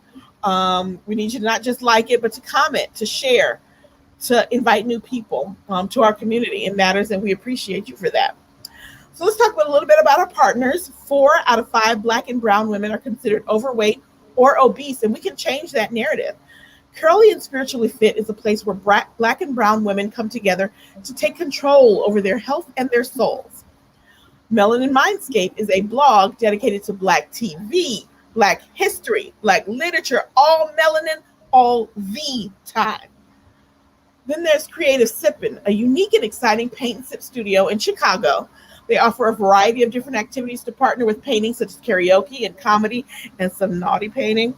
A night at Creative Sippin' is a full night out, so you don't have to do several other things. The studio is always bring your own beverage, so your favorite drinks and snacks are always near. So if you can't make one of the classes in the studio, you can order the paint party in a box, which we have done. We've posted our pictures, and enjoy all the fun in the comfort of your own home. Mm-hmm. The Disrupting Balance blog and podcast platform uplifts women who are embracing the transitions and decisions in their personal and professional lives. Actionable strategies plus purposeful content equals winning a life disrupted in your favor. Spiked Sweet Tea is a podcast hosted by April Nicole and Dina Haynes, two Black women from Atlanta, not Georgia, not the same thing. Southern hospitality, but spiked. They discuss a range of topics, including pop culture, current events, health, society, and even politics. Gluten-Free Black Girl inspires flavor and creativity in your gluten-free meals. They really do. I mean, check it out. For real.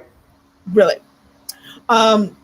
Starting the journey to or transitioning to a gluten-free lifestyle is challenging, but without representation, the frustrations grow. At Gluten-Free Black Girl, you'll find balance, comfort, and reassurance, making you feel empowered through your food. And then finally, Clay Botanics, our handcrafted skincare blended with Ayurvedic and botanical ingredients to keep your skin like Nicky's and your spirit feeling youthful and radiant.